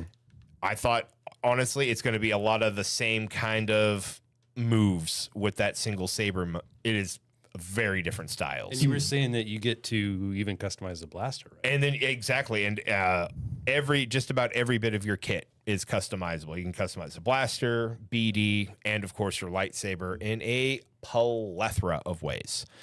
There are expanded character interactions with old characters that we're familiar with and that we love from Fallen Order, and there's a couple of new characters that we're going to be. Oh, good Lord. A couple of new characters that you're going to get to enjoy meeting and interacting with. There is a huge exploration feel to this. Oh, my God. I mean, Less linear than the previous. Very much so. So there is a bit of an open world. Like, open world. Like, there's much more room for exploring. So, yeah. I mean, oh, my God. The things they got right in this game are absolutely great. When I get to fucking play it, When it just takes 7 reloads and a reinstall the game for it to work. Yeah, I tried fighting the Rancor for a half hour, and then I've just given up. I'm going to come back once I have more skill. It's just T-posing action. But it's so fun. There's so many times where the platforming of the game feels so fluid that I'm just like, fuck, dude, I felt like a Jedi doing that. That felt fucking cool. It felt cool doing it. So it is fantastic when a game's so smooth. It pulls you out of the game when you realize how awesome it feels. Yeah. Oh man, it was really good. So there's, like I said, there is so much right with it. Just wait for them to fix everything in 2 months and then buy it. At least you didn't buy Redfall. Oh my God! Yeah, let's talk about Redfall. We didn't get to talk about Redfall. We could just vomit for the next 5 minutes. That's true. We could make those auditory sounds, and that would be the same service. We talked about Redfall a couple months ago now. Yeah, I mean, it looked pre-release. great, Well, right? we did have pause. We did have some concern when talking about it. Wait and see. Yeah, but it looked good. Sure. Yeah, everything that Like we could Left see 4 from the trailers. Yeah, a little Left 4 Dead. I'm just gonna say right now, I said that it looked like it was gonna be more like an Assassin's Creed or a Far Cry, and it turns out pretty much correct on that front. And the AI looks pretty bad. The fact that there's like no enemies in the general map is pretty bad. That like other than focal points in the map, there isn't a whole lot to do. I mean, I think the best way to put it, instead of going through all the list of things that are wrong with Redfall, is just say that the amount of problems people are having trying to play Fallen Order is at the same weight as the amount of problems with Redfall in general. Yeah. Like, it's not even just launching the game or running bad. The gameplay, the development, everything across the board is a shit cyclone inside of a shit storm. Yeah, right? it looks pretty bad. Shit, NATO. Yeah, exactly. Yes. Anyone who's like following game news is going to know about this stuff. And of course, the amazing PR apology. I'm sorry from Chucklefuck McGillicuddy over there. From Phil Spencer? Yeah, Chucklefuck McGillicuddy. I mean, he just said he was really disappointed. I'm really disappointed this game we made didn't come out the way it To be fair, should've. Phil Spencer didn't have to say anything. That came from Arcane Studios. Yeah, okay. Well, they're the money people, and I'm sure if you Arcane read his Studios, apology, it's that's his PRs Batman. again. No, Yeah. it is for sure. Yeah. It's Dishonored, it's Deathloop, it's Prey. Okay, not the Batman games. No. That's Rocksteady. Rocksteady. Okay, sorry. Yeah. Oh boy. Ugh. So, you know, I get stressed out thinking about the crunch time of the devs and whatnot. And looking at this game, it's coming out in 6 months, and then know it's garbage, and like and trying to empathize, putting myself in their shoes, knowing that like this game is going to be awful, and they're gonna have to release it because no one wants to come out and just say, "Hey, we made something that's shit, and it's going to be shit if we release it. Let's not release it." Because they've been doing ads all over the place. So they've been talking this game up and showing all these trailers. I don't know when we're going to learn. You know? No, I mean, yeah, and the unfortunate thing is like, what is on the Xbox? What, what is coming from Xbox that puts their consoles on the map? So far, it is nothing. And Redfall was supposed to be linchpin, right? Yeah, you it had was gonna be Redfall, big. Starfield. Those games were supposed to put the Xbox back on the map. Unfortunately, Redfall is a bit of a red fail. Ayo. Ayo. And it didn't happen. Starfield, of course, there's news on Starfield. All the time. Again, I have no faith in Starfield, but that's coming from me. I just don't like have Bethesda. Exactly. So being Starfield's going to be garbage. I'll just put my hand out there. also, of course, confirmed today or yesterday. There's going to be Why going would to you be just assume it's going to be bad? Because I've been having two eyeballs over the last few years. I mean, Fallout 4 was all right. yeah. You're right. Fallout 4 is like fucking 8 years old, man. So that means this game should be good. 'Cause Fallout they've been 70. You have to working on remember it that since 76 has come out since then. Yes. Okay, so And all these other AAA games that release like a pile of hot dog water. And the more ambitious the project, it seems, the further they stretch themselves, the less time they Starfield give has themselves. almost as much, if not more, hype at this point than fucking Cyberpunk did. It has- that yeah, turned it's- out fantastic. for Yeah, remember Cyberpunk. remember No Man's Sky? Starfield is literally No Man's Sky 2. I hope it's great. Of I course. always do. I want every game to Guy be got good. better though. I'm just it did saying. get better. It wasn't great when it was released, but it's good now. I am Yeah. and it's the only one that did that. That's Yeah, an opinion. It's an opinion. It's an opinion. But mostly true. I'm an old crotchety grognard gamer, and I've seen a lot. And the skies are telling me that it's gonna fucking rain, and I believe them. Also, there's going to be in-game purchases in Starfield that got confirmed either yesterday or Of today. course there is. So, Why yeah. would that be it's in gonna be doubt? ass. All right, fine. I'm on the ass wagon. So before we wrap up, because we're getting close on time, I do want to do a little bit more follow-up from the last podcast as well. We talked a pretty lengthy segment about the upcoming consoles, their competition, their price points, etc., or handheld consoles rather. I'd like to correct myself. So we talked pretty specifically about the Asus ROG Ally coming out and how it may be a Steam competitor, seeing as it's coming from a known brand, Asus, who's been making gaming peripherals technology for decades now. They're my preferred manufacturer for motherboards, not necessarily graphics cards, but they do make some pretty fucking solid hardware. So on April 1st, they announced that they were coming out with a handheld gaming device called the Ally, the ROG Ally, and I don't know they if I like that name, but whatever. yeah, the it's kind Rogally. of whatever. It's the dude. We're gonna that's call it the great. I'm Rogally. calling it the Rogally from now on. It is. Yep. So they gave it to a few YouTubers to get hands on and first impressions. I did watch the Linus Tech Tips one, and from what he had to say, I mean, most of it was under massive NDA. Asus representatives were literally there on site while filming. This is a handheld of all time. Yes, that's true. That's what he said.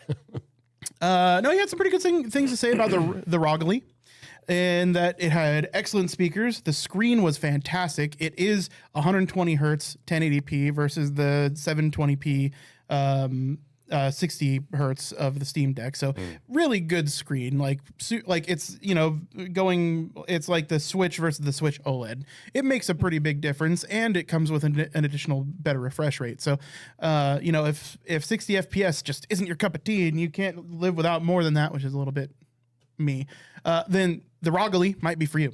But some things that have been confirmed about the ROG Ally. Now, the ROG Ally comes out as of recording tomorrow in like 7.5 hours. So we don't have anything super confirmed. It's already out. No, that's not true. It launches worldwide at the same time. So some things are still rumored. Some things are confirmed. A couple confirmations. It's using an AMD Ryzen Z1 series. This is a brand new SoC, otherwise known as system on a chip, that has a combined CPU and GPU, or otherwise known as a graphics card. It looks like it's going to be either two varieties. It's going to have 6 cores and 12 threads with 22 megabytes of cache, or 8 cores and 16 threads with 24 megabytes of cache.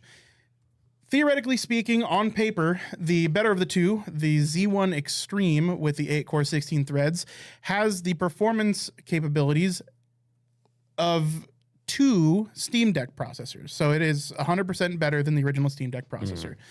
It runs cooler, is more efficient, and is more powerful. And that's been true. The lineup that AMD has been doing for quite some time is every successor is more efficient, more powerful, and just better all around. And we're seeing that continue here in the handheld market as well. It comes with the 7-inch 16:9 aspect ratio full HD. That's 1920 by 1080, 120 hertz refresh rate touchscreen.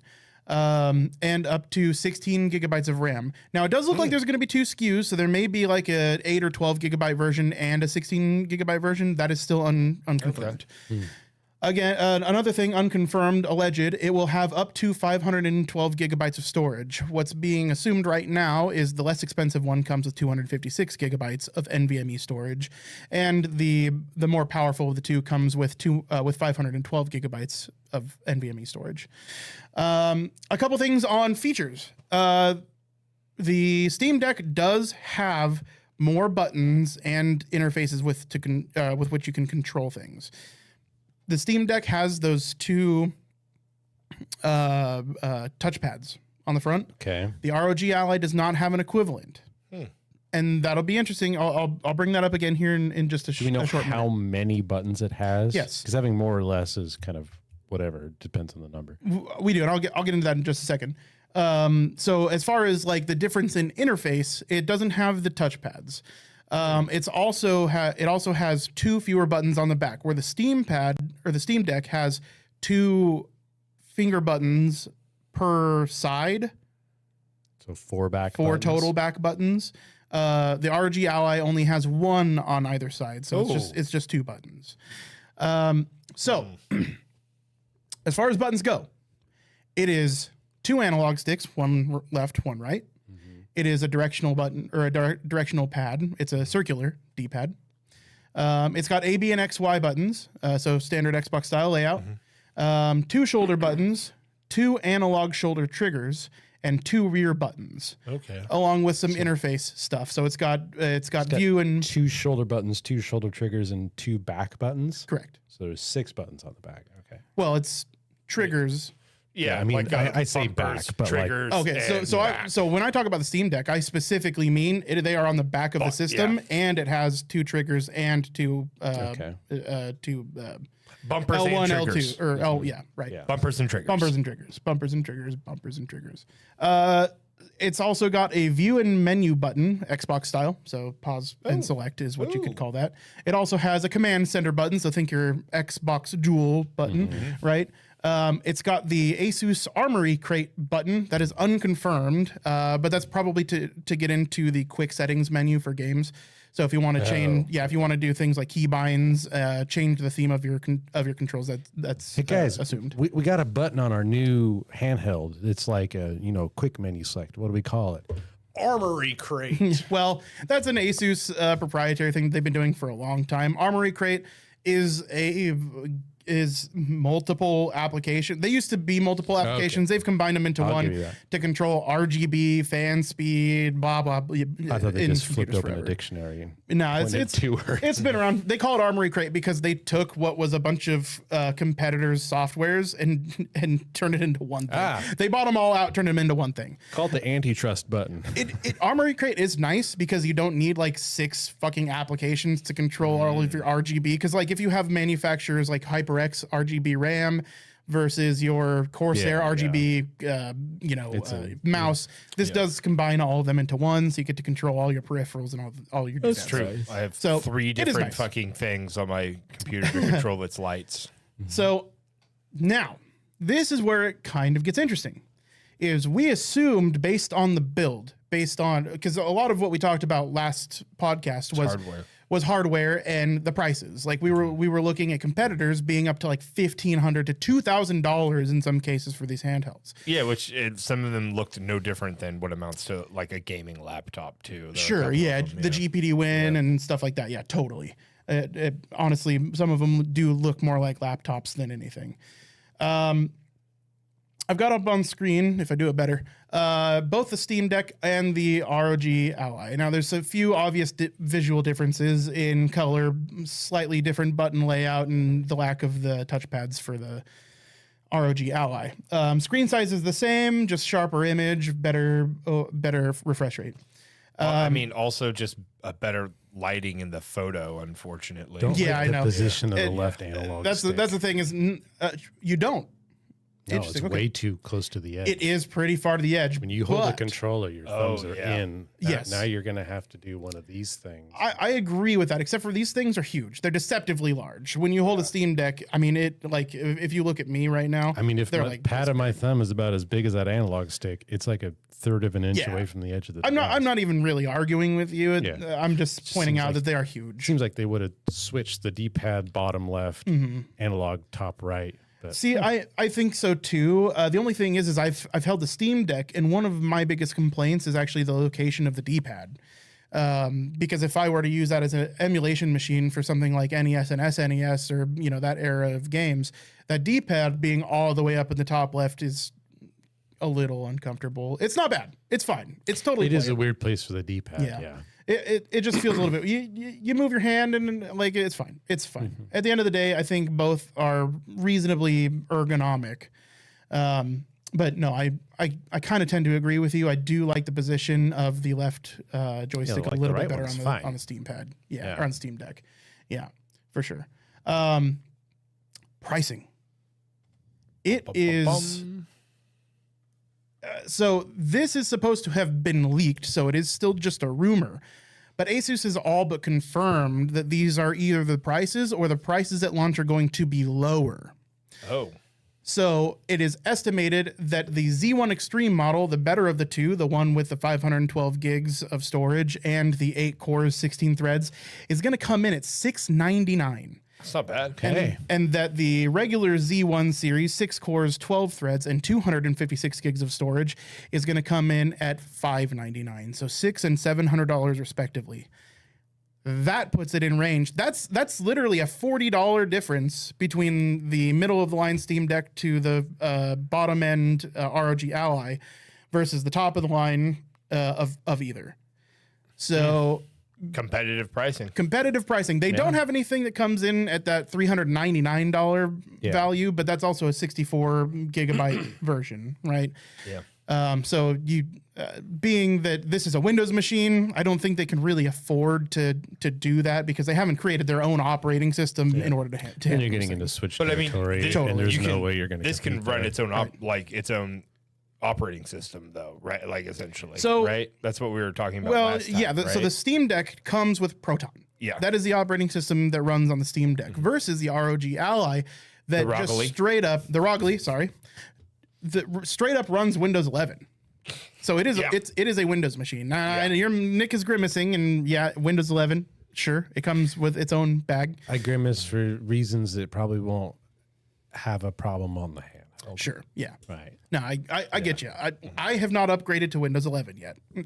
First of all, I don't think it's a substantial enough upgrade from 10 to give a shit. It doesn't really come with any additional features that I'm missing on Windows 10.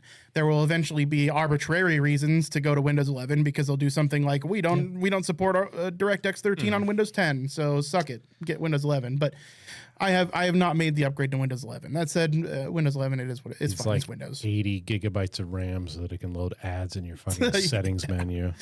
So there's some things to be said about that, in that Steam having its own operating system, Proton, on its handheld, it does come with some really cool features, like the games that are vetted that are compatible with Steam Deck. They've got the green check mark. They also come with recommended settings already applied in the game when you launch it.